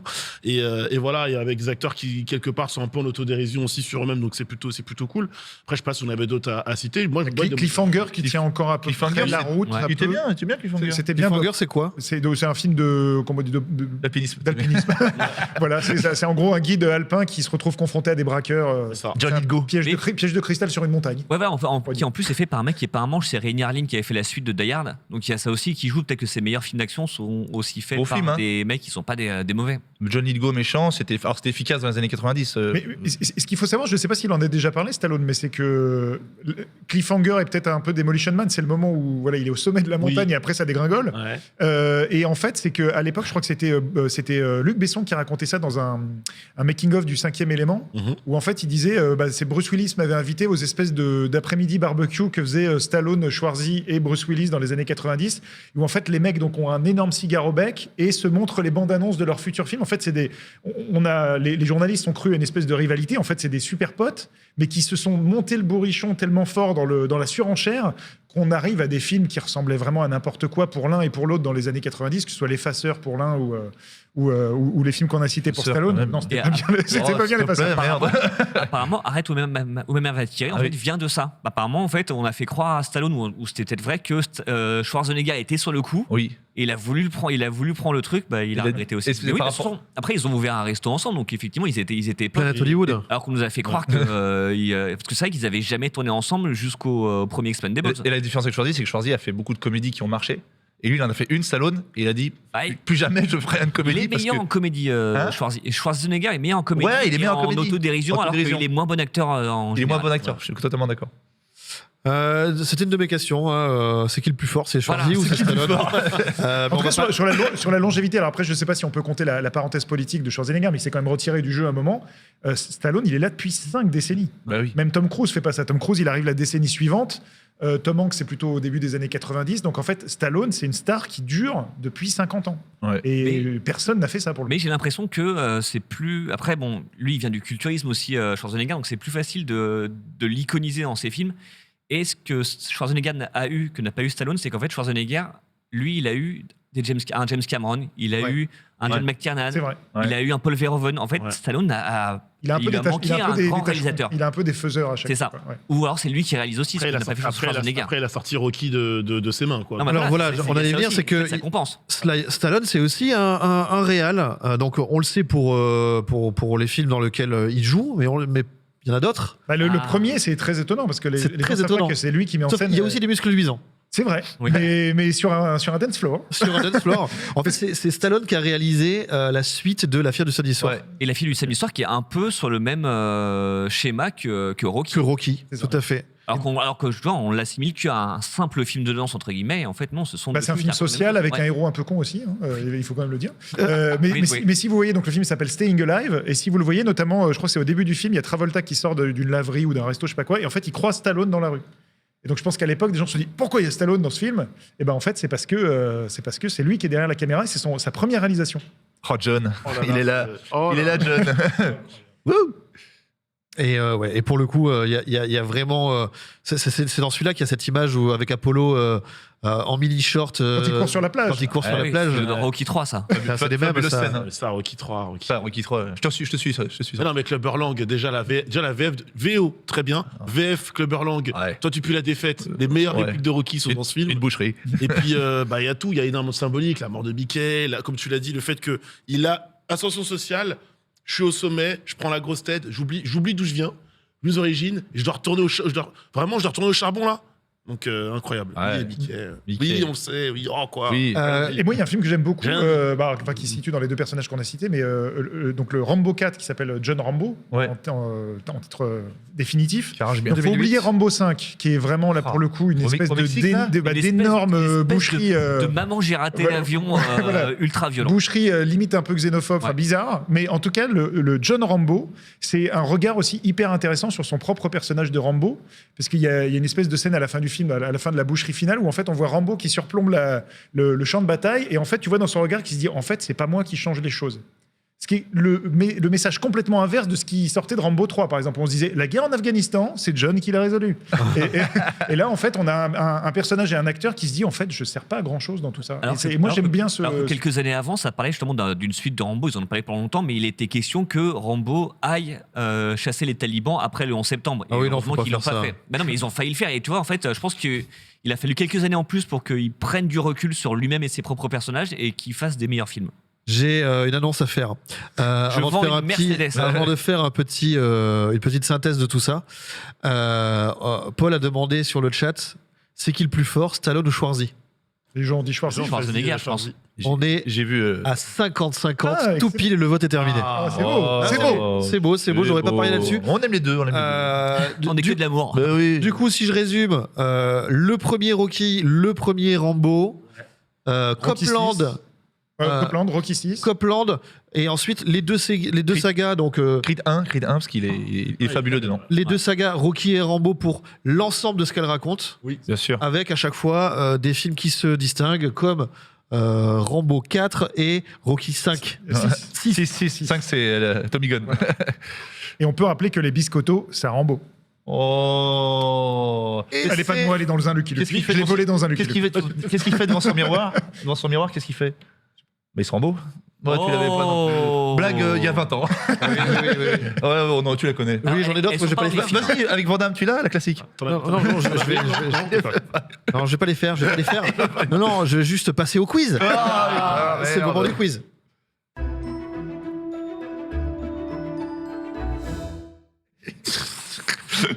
Un jour, le quiz ne sera que des vannes pourries des années 80. On Ah, se mais on peut ramasse. faire une spéciale calembour et cinéma. On peut faire calembour et cinéma, c'est pas mal. Hein. Contact, je te foutrais du contact. Ah, pas de moi.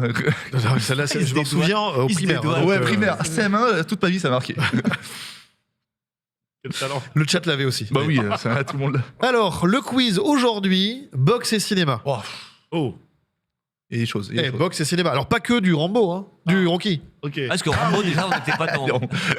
On va mettre des coups de poing, ça passe. Ouais, ouais. Il y a des bons films. Alors, je vais récupérer le document annexe susnommé. Je rappelle que je suis avec Maximilien au cas où. Non, Ouais, vous avez T'avances pas trop parce que Mais sur non. boxe et cinéma. un on est buzzer chacun. Un buzzer. Ouais, mais les points sont partagés. Un Buzzer buzzer chacun. Et donc, Je l'emporte. bon, ça va aller vite. Il y a 4 questions au buzzer. Oh. Ok. En gros, c'est des rébus. Ok. Oh. Il faut deviner des films de boxe. Oh, c'est dur, Les titres. Ça se joue au buzzer. Ouais. Première image. Oh, ça régale de fou. Ça régale de fou. Attends.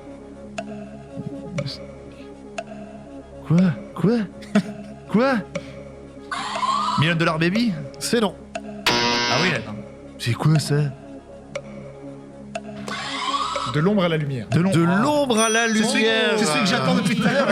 Et c'est quoi ça? De l'ombre à la lumière. Russell Crowe, René Zellweger. Ah oui. Après, c'est après. Super film. On peut remettre le rébut. C'est quoi? Ah oui. C'est quoi? Long. Le lourd et le long. Long. Ah. Breu. Vas-y, la froid. A. Un lu, un petit là. lu. Un petit lu. J'étais sur le mi là avec le R. J'ai pas vu. R. Mi- De Ah l'ombre. oui, d'accord. Putain, c'est À la le lumière. Moi, j'ai bloqué sur le petit beurre, moi, surtout. En fait, Ouais, super film. Hein. J'ai une anecdote sur le petit beurre, mais j'ai pas le temps. Deuxième rébut. Un point pour Johan. Deuxième image. La rage au ventre. Je vends. La ra. les notes, à chaque fois, je les trouvais au Gyllenhaal. vent. Gyllenhaal, ouais. J'ai pas vu la fin, mais c'est ça, La rage au ventre. J'attends qu'un, moi. Film d'Antoine Fuqua avec Jack Gyllenhaal, Forest Whitaker et Rachel McAdams. 2 Ah, le points petit. pour Johan, qui est très fort en rébut. Ouais, joli. Je suis avec Ivan, du coup. Troisième rébut. $1 Baby. C'est non. Oh putain, j'ai vu. Warrior. Putain, je l'avais. Warrior. Warrior. C'est Warrior. pas que de la boxe. Bonne réponse. Bah, un peu, C'est ouais. simple.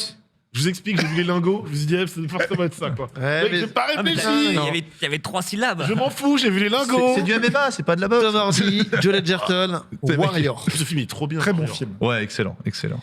C'est un film Dernier- sous-côté que personne connaît, j'ai l'impression. Dernier- Oui, c'est vachement bien. Ouais, super. Ouais, tu recommandes? Ah ouais, c'est super bien. Regardez Warrior avec Tom Ah, Hardy Hardy, fabuleux. et Joel Edgerton. Machine. Ouais, machine. Machine de- Attention, quatrième rébut. Raging Bull. Raging Eh oui, putain. Bull, c'est une bonne réponse. C'est une boule ou c'est une bulle? C'est une boule. Raging Bull. Une boule de Bull. cristal. Raging Bull avec Robert De Niro, c'est une très bonne réponse. Un film de Scorsese, bien sûr. Chef-d'œuvre. 3 pour Johan, 1 pour Max.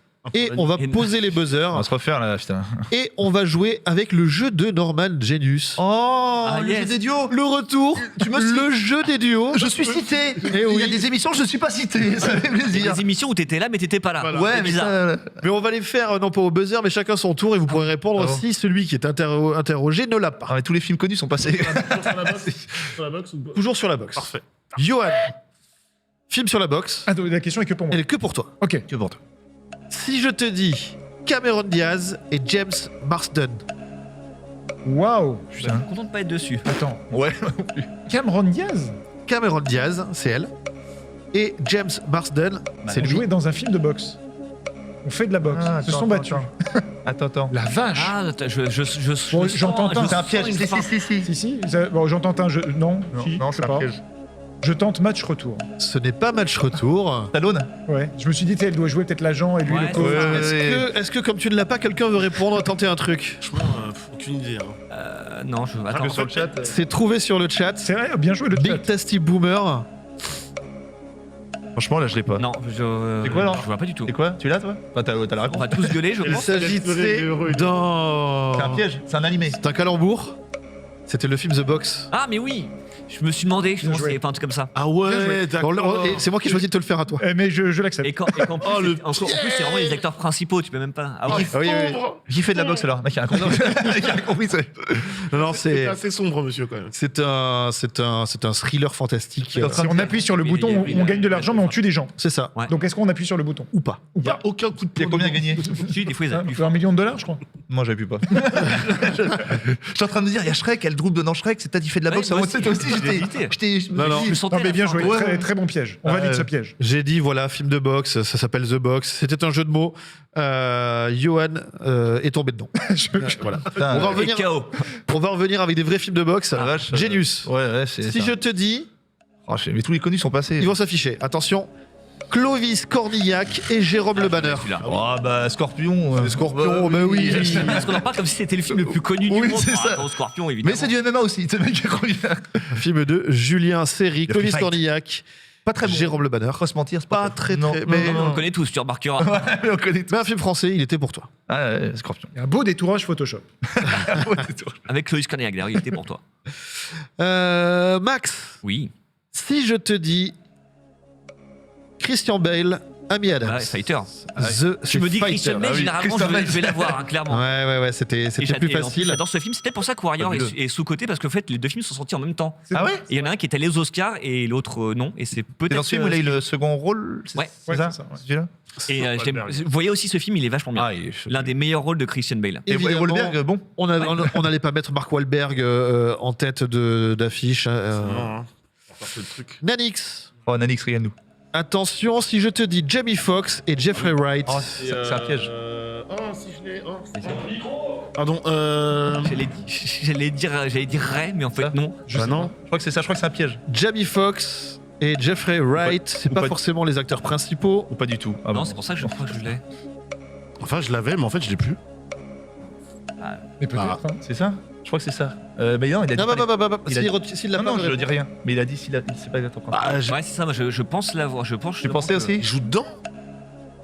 Bah, j'aurais tendance à dire Ali, mais je crois pas. Et qu'il joue c'est dedans. Ali, Ah, bah c'est voilà. une bonne Je me rappelle, réponse. c'est qui bravo. joue dedans. J'allais dire pareil, ça me De Michael Je me rappelle Mann avec Will Smith. Je me rappelais plus du Joli, je l'ai vu qu'une fois, je savais même plus qu'il y avait. C'est pareil, Jeffrey mais Wright en pareil, fait, mais- j'ai oublié. J'ai vu Ah, il y le film, avait- pourtant, je me rappelais plus. Il y avait Son nom, Jeffrey Wright et Jamie Foxx. Je disais, vous l'avez sûrement, parce que comme il est censé interpréter Mike Tyson, plus tard Jamie Foxx, Ah oui. je pensais que c'était le piège. Moi j'allais dire Ray, tu vois. À un moment, il Il boxe en sport comme ça, il voit J'ai rien. pensé à Ray, j'aurais mis des coups de poing dans le vide. Ouais. Bravo. Joli. Bah, solo Petit gong. rappel des scores, J'ai vu qu'une 3 fois. pour Johan, 2 pour Max, 1 pour Nanix, 1 pour Genius. Donc 3 pour nous, c'est bon. Trois pour nous. Grand film, Ali. Ouais. Ça fait partie aussi Il a des pas eu films l'Oscar qu'on peut. Il peut nous considérer. reste 4 Faut que je le revoie, faut que je le revoie. questions, un petit tour de table et on va jouer avec des images générées par une intelligence Oh non. artificielle. Yes. C'est sur la boxe aussi? C'est sur la box aussi. Oh non. Ouais, ça va y a pas de buzz avec ça va le être tour, complexe sur la boxe. C'est pas au buzzer, c'est pour Johan. Johan, sauras-tu reconnaître ce film? Ah bah, $1 million Ah oui. Baby. Il est là, $1 million baby. Qu'est-ce qu'il fout l'homme de cire derrière là? Oh la vache! Morgan Freeman, il a pris un coup. Non, mais vous avez pas vu, il y avait un mec en cire. Regarde, le mec en cire derrière. C'est généré par une IA. Il y a Michael Myers derrière. Morgan Freeman, il est en sirop aussi. hein. Oui, aussi. $1 million baby. Il était là, 1 point. Là, je- Mon ami Genius. Il attendait. Il faudrait qu'on fasse une exposition à la fin de toutes les De IA que toutes vous avez les IA, générées. ouais. On pourrait faire un beau Dans musée. le mur, là, comme ça. Exactement. On fait ça en NFT. On va dire. Non. Non. Genius, il est pour toi. C'est moi? Putain la vache. C'est quel film cette image? Brad Pitt, Ah, bah, c'est Snatch. C'est ça qui allait Snatch, sortir, celui-là. tout à fait. Je me dis, ça joue à Brad Pitt qui se tape. C'était la 48e cérémonie des Césars, vendredi soir. En fait, il y en avait une autre qui avait été générée, mais il était torse nu. Comme ça. Et, Ah oui. Ça pouvait être Fight Club. Du coup, on en a Ah fait oui, une oui, c'est vrai. avec le Bob. Ah Voilà, oui, le donc Bob, ça oui. donne cette image-là. Oui, Tu ne oui. t'es pas fait avoir le chapeau, Mais il même. est plus Très jeune. bon film, Snatch. hein. Snatch, qui n'est pas un film de boxe, mais qui Bah est un ouais. film de. Avec un boxeur. De canaille, malfrats. de canaille anglaise. De Et canaille le- anglaise. et le Canaille casting- anglaise. Le casting de Snatch est incroyable. C'est incroyable. Canaille anglaise. Max, de ton côté, quel est ce film? Snatch. Oh la vache. Alors, oh là, c'est Father's 2 avec Mark Wahlberg. C'est Father Stew avec Parce que je sais Mark qu'il existe ce Wahlberg. film-là. Il était boxeur, il devient prêtre. Eh, là, tu m'as régalé. Parce que je l'aurais Non, pas eu. pris. Je n'ai jamais entendu parler de ce Et là- film. et- Mais en fait, qui n'est pas sorti en France, il est sorti aux États-Unis il y a peut-être genre 1 an et il en avait beaucoup parlé parce que il est à fond dans tout ce qui est religieux et tout ça, Mark Wahlberg. Donc forcément, c'était Et l'inverse, l'un c'est des plus films de rare. sa vie. Il était prêtre, il est devenu boxeur. C'est plus ça rare peut, comme, ouais, comme ouais. destin. Tu te souviens du c'est film que j'avais Ça aurait été mieux. L'abbé Pierre, par exemple, n'est pas allé jusqu'au ring de boxe. j'avais présenté Velocipastor aussi. Oui, et oui. Ouais, Ah oui. ouais, c'est pas mal ça. Mais c'est vrai que ça aurait pu être Halloween 5, par exemple. Ah, je l'ai- c'est très j'aurais- Michael j'aurais pas Myers, eu. ouais. J'aurais pas eu. Father Stew, Père Stew en français. Ça vaut presque 2 points, ça. Ouais. Ouais, Pour celui-là. le coup, Je connaissais pas ce tu, mais. Et c'est Paul qui décide de ça. Et Paul, 2 points, non Paul de. Bah, c'est bien dommage. aussi. J'ai Ah, excuse le talent, voilà. Mais est-ce que le talent J'excuse pas, je suis en un seul point, c'est tout. Et Alexander sur le chat qui nous dit j'aurais mis en catchline, il vient distribuer des pains. oui. C'est pas mal, pas mal. On applaudit, on applaudit. Ça vaut 2 points pour cette personne. Nanix, dernière image générée par une IA. C'est quoi ce film? Si, c'est Red Steel. Real Steel est une voilà, bonne pour réponse, on te l'accorde. C'est quoi ce redneck là? On dirait qu'il ressemble à Hugh Jackman. Il vient de Délivrance, le mec. Et le robot, c'est le nono, là. Real Steel avec Hugh Jackman. J'ai eu qu'une fois, ça, c'était bon. Ça. Je me rappelle plus. Dans le genre sous-côté, le film vaut mieux que sa réputation. Ouais. Ça se regarde, c'est cool. Alors, Courage, bilan putain. général de cette journée ludique. J'ai pas mieux. Johan en tête, suivi de Max. Genius et Nanix se partagent la troisième marche du podium. Ça sort la main Les ici. rébus aussi, là. Ouais, pareil. Bravo en tout cas à L'important, vous c'est d'être tous. monté sur le ring. Mais bien Vous sûr, en sortez grandi. Si tu peux changer, je peux changer. J'ai beaucoup parlé pendant cette émission. Je vais donc laisser la parole à Johan. C'est le moment du journal des sorties.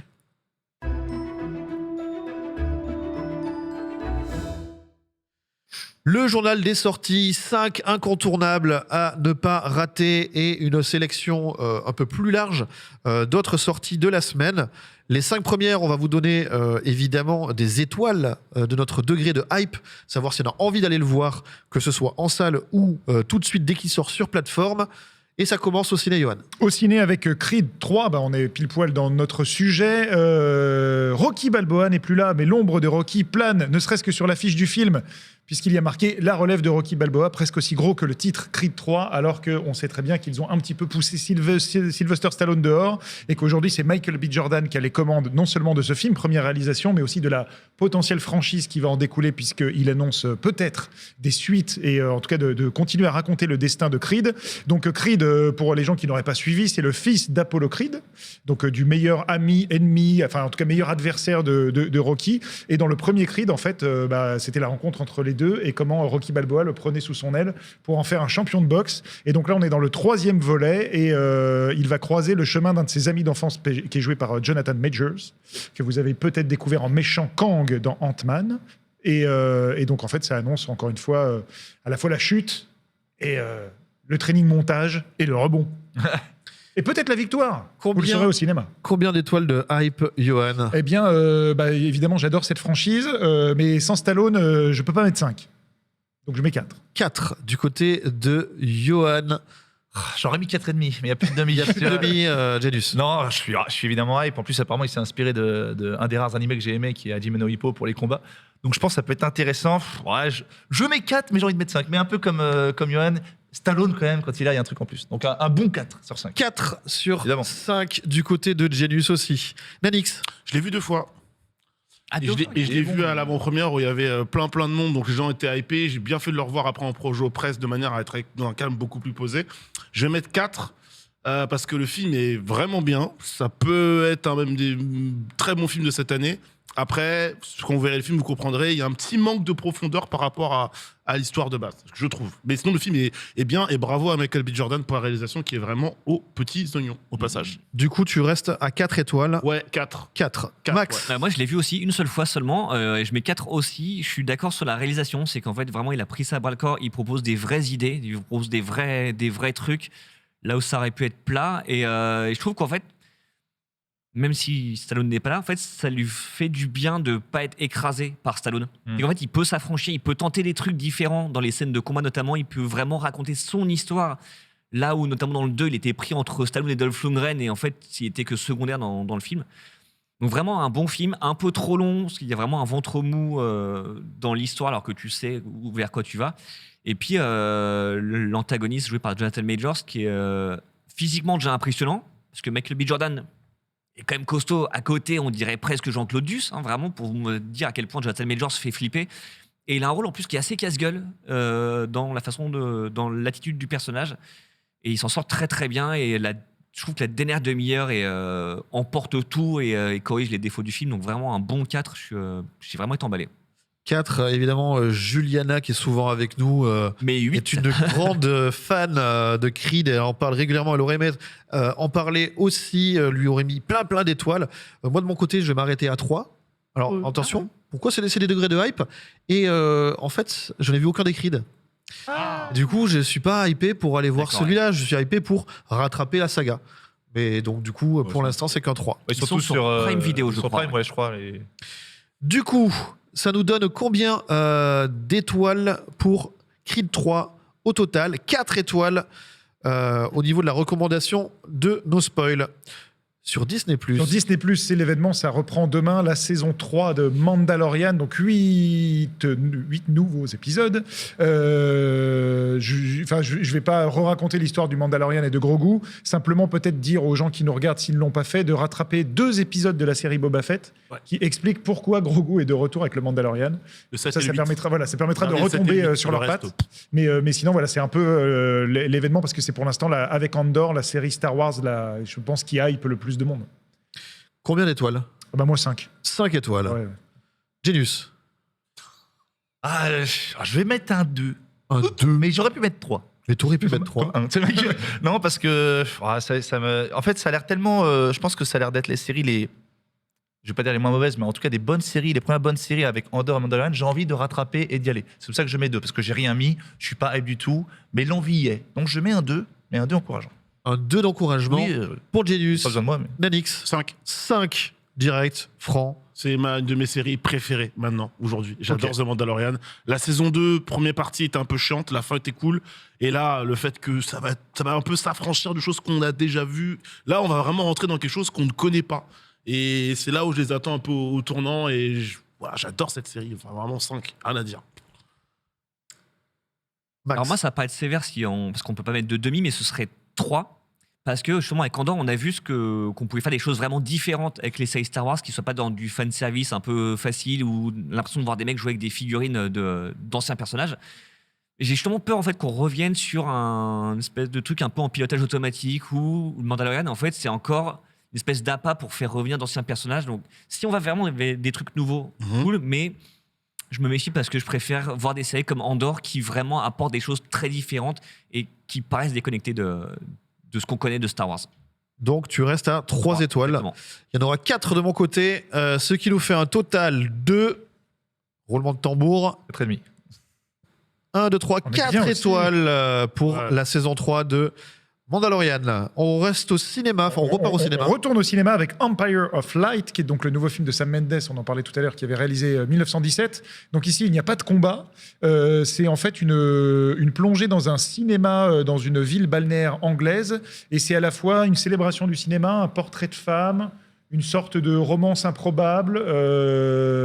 Ça parle aussi du racisme qu'il y a à cette époque en Angleterre. Donc en fait, ça brasse plein de thèmes, le tout sous la direction toujours très, très juste et pointue de Sam Mendes, et avec une photo de Roger Deakins qui est absolument à tomber par terre. La photo, quand il rentre dans la salle de cinéma, à chaque fois, il y a le rouge des fauteuils et sublime. Voilà, je peux pas dire. Combien d'étoiles? En hype, je dirais 4. 4 étoiles sur Empire of Light. Genius. Ouais, de tous les aspects de ce que le film a l'air de raconter, ce que je n'ai pas vu. Grand fan de Sam Mendes. C'est un bon 4 étoiles. 4 étoiles Ouais. pour Genius. Et toi, tu nous avais dit, excuse-moi, j'ai un trou. 4 aussi. Donc 4 pour Genius, 4 pour Johan. Nanix, J'adore le cinéma de Sam Mendes, donc 4. 4 étoiles. Voilà. Max. Et moi, je l'ai vu. Je mettrais un 4 qui serait plus un 3,5, qui est vraiment, effectivement, c'est un film très très beau. Et en plus, sur la salle de cinéma, tu sens qu'il y a un vrai amour et une vraie reconnaissance de l'importance de la salle de cinéma. Et après, justement, ce que tu disais dans ton résumé, Johan, en fait, c'est que ça brasse beaucoup de sujets et presque un peu trop, notamment le racisme qui, des fois, en fait, revient comme ça, comme un cheveu sur la soupe. Mais il y a beaucoup de sincérité et en fait, il faut savoir que le personnage de Olivia Colman est inspiré de la maman de Sam Mendes. Je vous en dis pas plus, vous verrez le film. Donc, ce qui rend le film vraiment sincère, vraiment touchant. Et c'est pour ça en fait que tu lui pardonnes ses erreurs parce que tu sens que c'est plein de bonnes intentions. Et c'est un film qui est effectivement très très beau à voir. Donc tu es à 4. Je suis à 4, ouais. Mais même si c'est plus un 3,5, mais voilà. De mon côté, j'hésitais entre 3 et 4. Mes souvenirs de 1917 feront le reste. Ce sera 4 étoiles pour moi aussi. Yes. On reste au cinéma. On reste au cinéma avec, dans la famille Florian Zeller, j'ai demandé le père il y a quelques années, je demande le fils. très bon jeu sur les 7 familles. Bientôt le Saint-Esprit. Puisque The Thon, porté par notamment Hugh Jackman et Laura Dern, sort en salle. Et donc, c'est l'histoire, si je ne me trompe pas, mais Max me corrigera, d'un père remarié qui doit apprendre à renouer avec le fils de son premier mariage. Exactement, en fait, qui souffre de dépression. Qui a son fils adolescent. Combien d'étoiles, Johan? Eh ben, écoute, vu la claque que je m'étais pris, je pense que le film n'est peut-être pas à la hauteur de ça. Donc là, je parle en termes de hype, parce que les retours qu'on en a sont peut-être un peu plus mitigés. Mais la claque que m'avait donné The Father, s'il arrive à faire la même chose sur leur relation père-ado, moi, c'est un 5. Ce serait un 5. Genius. Ouais, Phaser, film bouleversant. Et j'aime énormément Hugh Jackman dans un autre registre. Je l'aime aussi en tant qu'acteur, mais je trouve que c'est un grand acteur. Dans un registre un peu plus dramatique, donc toujours content de le voir là-dedans. Donc, pardon, j'ai pas mis. Donc, t'as pas dit d'étoiles. C'est mec. Un 4, un petit 4. Ouais. Un petit 4. Ouais, un bon 4. 5 pour Johan, 4 pour Genius. Nanix. J'hésite entre 4 et 5 en vrai. Mais L'ennemi, il n'y a plus d'ennemis, c'est. Non, allez, 4. 4 étoiles. 4 étoiles. 4 étoiles pour Pas de Nanix, phrase, juste 4 parce que Hugh Jackman, voilà. qui doit rester dans son micro. Pardon, oui, du 4. 4 étoiles. Max. Et ben moi, je l'ai vu et je suis un peu embêté. Ah. Parce que j'ai trouvé, j'étais vachement Parce que déçu. t'avais beaucoup de hype et que du coup, t'es un peu... Exactement, en Ouais. fait, j'étais vachement déçu. Je trouve que c'est un film qui se rate un peu là où il ce qui réussissait un peu sur The Father, parce qu'on est sur le même thème. C'est un film qui est beaucoup plus prévisible, beaucoup plus convenu, beaucoup plus explicatif. Malgré Hugh Jackman qui est très bon et qui, dans une scène, essaie de te faire croire qu'il sait pas danser. Ça, j'ai trouvé ça extraordinaire. Donc, non, vraiment déçu. Vraiment déçu, même si tu retrouves par moments en fait, ce qui avait fait la force de The Father. Mais je pense que c'est peut-être d'ailleurs ça son plus gros défaut, en fait, c'est d'arriver juste après The Father, parce que la comparaison, elle est inévitable. Donc, malheureusement, je vais mettre 2. 2 Ah ouais. étoiles. Je suis très embêté, parce qu'en plus, il y a Laura Dern aussi, que j'aime beaucoup. Mais voyez-le quand même, parce que justement, ça permet de sortir un peu du registre qu'on connaît de Hugh Jackman déjà. Il l'a bien vendu là. Ouais, t'as vu ça? Moi, je serais sur mon 3 étoiles, parce que toujours pas vu The Father. Donc, et je sanctionne le fait que j'ai un trop à rattraper et les journées, comme on dit, ne font que 24 heures. On se termine sur cette sélection de 5 avec Prime Video. Tout à fait, en streaming, Prime Video, une nouvelle série qui s'appelle Daisy Jones. Pardon. Je te coupe, on n'a Ah pas oui, fait on le n'a pas fait la total. moyenne. Pardon. Non, c'est moi. Alors, j'ai oublié le total.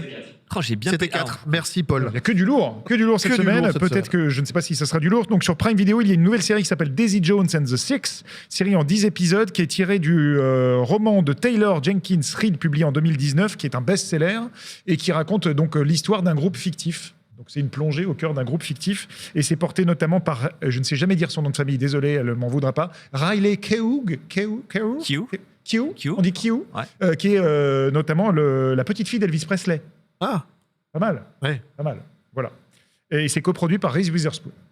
Très bien. Ah, ouais. Combien d'étoiles, Johan? Et ben moi, je vais dire un 3. J'ai pas lu le roman. Le problème, c'est là, ce qui m'embête, c'est 10 épisodes. Je crois que j'aurai pas le temps. Mais je vais quand même jeter un œil parce que, alors que je n'écoute jamais de musique, le film Presque Célèbre fait partie des films que j'adore, que je peux regarder en boucle. Une espèce de plongée au sein d'un groupe, d'une famille un peu recomposée de ce que représente un groupe de musique. Et si on arrive à avoir la même ambiance que Presque Célèbre, ça va beaucoup me plaire, je pense. Donc je dirais 3 pour le moment. Et à cause des épisodes, plus, à cause du nombre d'épisodes. 3 pour Johan. Genius. Ouais, curieux, on va dire. Je vais pas aller au-dessus de 2. 2. Ouais, un 2. 2 du côté de Genius. Nanix. 3. 3. Et ouais, 10 épisodes, je sais pas si je vais avoir le temps. En fait, je suis comme Johan. Hein. C'est combien de temps un épisode? Bah, c'est des épisodes ça sent les épisodes d'1 heure. Hein, Ouais, quand c'est même, donc. C'est copieux. C'est copieux. Il y a Mando qui reprend. Ouais. Donc, C'est un par semaine, mon Bah, gros, ça va. en vrai, Reste à ça, peut-être 2 en vrai. alors 2 en vrai. Ouais, 2 en vrai. Hein. Moi, 4, en fait, j'ai beaucoup entendu parler du roman en très bien. La bande-annonce, c'est cool. Le côté, comme tu disais, Johan, presque célèbre, en plus, donne envie. Donc, je suis assez chaud sur la série. Ouais, 4. 4. Et contrairement à mon voisin de droite, donc Johan, moi je suis très musique. Et il y a tellement d'histoires de groupes à raconter que je trouve ça très dommage de parler d'un groupe fictif. Du coup, je vais sanctionner ça avec un 2. Oh là, elle est belle. La sanction. La Allez, sanction. sanction. Oh, il est énervé. Ce qui nous fait un total de 3 étoiles pour Daisy Jones and the Six sur Prime Video. Genius, merci beaucoup. Ouais, un plaisir, merci à vous. On te laisse remonter les étages pour aller jusqu'au plateau du récap. Ouais, récap. Avec tout à une l'heure. roulade, Avec une roulade ici? s'il te plaît. Une roue, sinon une rondade. Une rondade, une roue de ninja. Une roue, une galipette. D'accord. Et ben merci à vous. Merci beaucoup, à très vite. Je crois que c'était pour cette défaite au quiz. On te laisse passer la roulette. Oh la vache. La roulette. Ah, C'est roulette. il y a Tom Impressionnant. Cruise. Attention, le bouton, le bon, parce que l'autre, c'est l'interrupteur. Ouais. Il va déclencher l'alarme Ouais. incendie, on va rien Voilà. comprendre. On enchaîne, nous. Il nous reste quelques minutes. Johan, on va te laisser complètement la parole pour le reste des sorties. Tout à fait, vous intervenez évidemment quand vous voulez. On reste sur Prime Video, donc toujours en streaming avec Devotion ou Dévotion. En tout cas, le titre n'a pas forcément été traduit. Porté par notre ami Jonathan Majors, qui est décidément partout en ce moment. Un film dans lequel on retrouve également Glenn Powell, qui était, on va dire, le nouveau Iceman de Top Gun Maverick, donc un visage qu'on a un peu découvert avec Top Gun Maverick. Et c'est donc une histoire d'aviation et qui raconte l'histoire de deux équipiers pendant la guerre de Corée. C'est inspiré d'une histoire vraie. Sur Netflix sait que les true crime, ça paye. Donc, ils sortent L'affaire Fourniret dans la tête de Monique Olivier, qui est donc une série documentaire qui va revenir sur les horreurs de l'ogre des Ardennes, mais vue par le prisme de sa compagne et complice. Wow. Donc ça peut être intéressant. Sur Netflix également, il y a la saison 2 de Sex Live. Ce serait bien compliqué de vous en parler en détail puisque je n'ai pas vu la saison 1, mais je pense que le titre et l'affiche parlent d'eux-mêmes. Ça parle de vie et ça parle de sexe. Et visiblement, c'est assez chaud. Donc voilà, si vous aimez bien, c'est les espèces de porno soft que Netflix aime bien proposer. Hollywood Night, c'est version millennials. Quoi. Exactement. Sur Netflix, il y a également Ce soir, tu dormiras avec moi. Je ne sais pas pourquoi j'ai gardé ça, mais peut-être parce que j'aimais bien le titre. Englué dans un mariage sans passion, une journaliste doit choisir entre son mari distant mais aimant et un jeune ex qui réapparaît soudain dans sa vie. Je savais qu'avec ce pitch, je te convaincrais. Avec ce titre, surtout, ouais. Toujours sur Netflix. Toujours sur Netflix. Si jamais ça vous arrive, triangle amoureux, quelqu'un réapparaît dans votre vie, vous allez passer au lien sacré du divorce. Quelle excellente transition pour parler de cette série coréenne. En 20 épisodes, il me semble, portée par notamment un personnage central qui est un avocat qui gère plusieurs cas. Et sur Netflix également, il y a, et ça va te faire plaisir, la collection Spider-Man qui débarque avec la trilogie de Sam Raimi, les deux Amazing et Spider-Man Homecoming. Voilà. Donc là, vous pouvez normalement vous faire plein de... Sachant qu'il y a déjà Far From Home aussi également. Voilà, donc ça fait pas mal de Spider-Man pour... Oui, monsieur, j'aime en bien prévision peut-être de revoir après le crossover, multivers, tout ça. Il n'y a pas Spider-Verse dedans ? Il n'y a pas Spider-Verse pour le moment. C'est dommage. Si, il a été ajouté il y a très peu de temps. Il a été aussi mis. Ah bah très bien. Il est donc vous la collection Spider-Man. Vous pouvez vous faire un week-end Spider-Man, ça va être très bien. Sinon au cinéma, on n'en a pas parlé tout à l'heure, mais il y a a priori il y a un film qui a l'air très bien avec Isabelle Huppert signé Jean-Paul Salomé. Donc il retrouve la comédienne après le film La Daronne. Ça s'appelle La Syndicaliste. Vous avez dû voir les affiches qui annoncent vraiment Donc c'est adapté d'une histoire vraie, donc l'histoire vraie de Maureen Kearney. Et donc vraiment thriller politique et social. Donc ça peut être hyper intéressant, porté par Isabelle Huppert. Dont l'affaire est toujours en cours et pas terminée. Tout à fait. En VOD, vous pouvez rattraper l'un des grands absents de la cérémonie des Césars, Mascarade. Voilà, le film de Nicolas Bedos, qui n'était pas du tout nommé du tout, jamais. Même pour les décors, les costumes. Alors voilà, donc il est un petit peu passé inaperçu, mais si vous aimez Pierre Ninet notamment, je pense que ça vous fera plaisir. Sur Canal+, vous pouvez rattraper un autre film qui, lui, en revanche, a gagné un César. On n'en a pas parlé tout à l'heure, mais c'est un film espagnol formidable qui s'appelle Asbestas, de Rodrigo Sorogoyen, et notamment porté par un Denis Ménochet absolument incroyable, qui n'a pas été nommé au César pour ce film, mais pour un autre. Pourquoi ? Parce que le film, en fait, est un film espagnol, donc il ne pouvait pas être nommé pour ses performances. Oui. Par contre, il a remporté le prix du meilleur acteur au Goya, qui sont l'équivalent espagnol des Césars. Et dans ce film, il est absolument incroyable. Donc Denis Ménochet est jusque-là injustement pas récompensé par ses pairs en France. Ça serait bien que ça change. Et là, si vous voulez le voir vraiment dans un rôle hyper fort et hyper intense, c'est dans Asbestas, donc disponible sur Canal. Et pour finir, on vous prévient que c'est le dernier mois de vie de Salto. Salto qui s'arrête le 27 mars. Exactement, donc à partir de aujourd'hui, il vous reste plus qu'un petit mois pour profiter des séries françaises. Okay. Et déjà les quotidiennes n'étaient plus en avant-première. Voilà. Salto, moi. Voilà. Non, ils ont annoncé la fin, et là c'est la fin officielle, donc ils débranchent le 27 mars, mais il reste encore quelques inédits, même quelques séries américaines inédites en France. Tout à fait. Et donc après c'est la fin d'une aventure qui souhaitait concurrencer Netflix et compagnie, mais qui n'aura pas réussi. Qui ne s'est pas donné les moyens ou les accords dans les bureaux où l'on cause. Merci beaucoup, Johan, pour toutes ces sorties. Évidemment, c'est une sélection. Il y en a d'autres. Avant de rendre l'antenne au récap, aujourd'hui, Max, tu avais une petite reco à nous faire. Oui, vous savez qu'ici, on parle assez souvent de super-héros ou de films qui aident Comic Books. En fait, justement, il y a très régulièrement Panini Comics et Marvel sortent des collections de comic books à petit prix. Et il se trouve que la prochaine arrive dans exactement 8 jours, le 8 mars, journée internationale des droits de la femme. Et justement, c'est pas un hasard, puisque en fait, leur nouvelle collection est consacrée à des super héroïnes Marvel. sachant que le choix a été fait en fait parmi les super-héroïnes qu'on a déjà vues au cinéma ou à la télé. Donc en fait, vous pouvez, je crois que c'est 6,99 €. Alors j'ai pas le fascicule avec moi pour vous montrer un peu, mais c'est 6,99 € la bande dessinée et vous avez une aventure de Black Widow, de Miss Marvel, de Captain Marvel, de She-Hulk, de Jessica Jones et j'imagine que j'oublie la 6e qui est C'est Jane Foster, exactement. Foster. Voilà qu'on a vu récemment. Donc c'est vraiment une chouette initiative pour avoir une porte d'entrée sur les comic books parce que c'est vrai qu'il y en a tellement que tu sais pas par quoi commencer. Et il y a certaines bonnes BD, genre Miss Marvel, c'est vraiment génial. Les quelques BD sur Jessica Jones façon polar qui ont ensuite servi de base à la série sont très très bien aussi. Donc je pense que c'est une bonne façon un peu de se lancer dedans ou au moins de découvrir un petit peu les comic books qui ont servi de base aux films ou aux séries récentes du MCU. Avec des personnages féminins mis en avant. Du 8 mars. Donc disponible le 8 mars qui sera en plus aussi l'anniversaire de la chaîne, le stream. Voilà. C'est vrai que voilà, Ils n'ont pas de tombe le BD 8 sur mars. le stream, malheureusement, mais le non. cœur y est. Merci beaucoup Max, merci Nanix, Merci à toi, Menro. Johan. Yes. On peut peut-être rappeler que Juliana anime un quiz demain soir Ah c'est vrai, au Bazar, le bazar ludique. Bazar Ludique ou Hasard Ludique Bazar. Hasard Ludique, Ludique. voilà, à Paris, dans le 18e, si je ne me trompe pas, c'est à partir de 20h30 ou 21h. Tout à Nous fait. y serons, donc si vous voulez jouer contre nous, venez.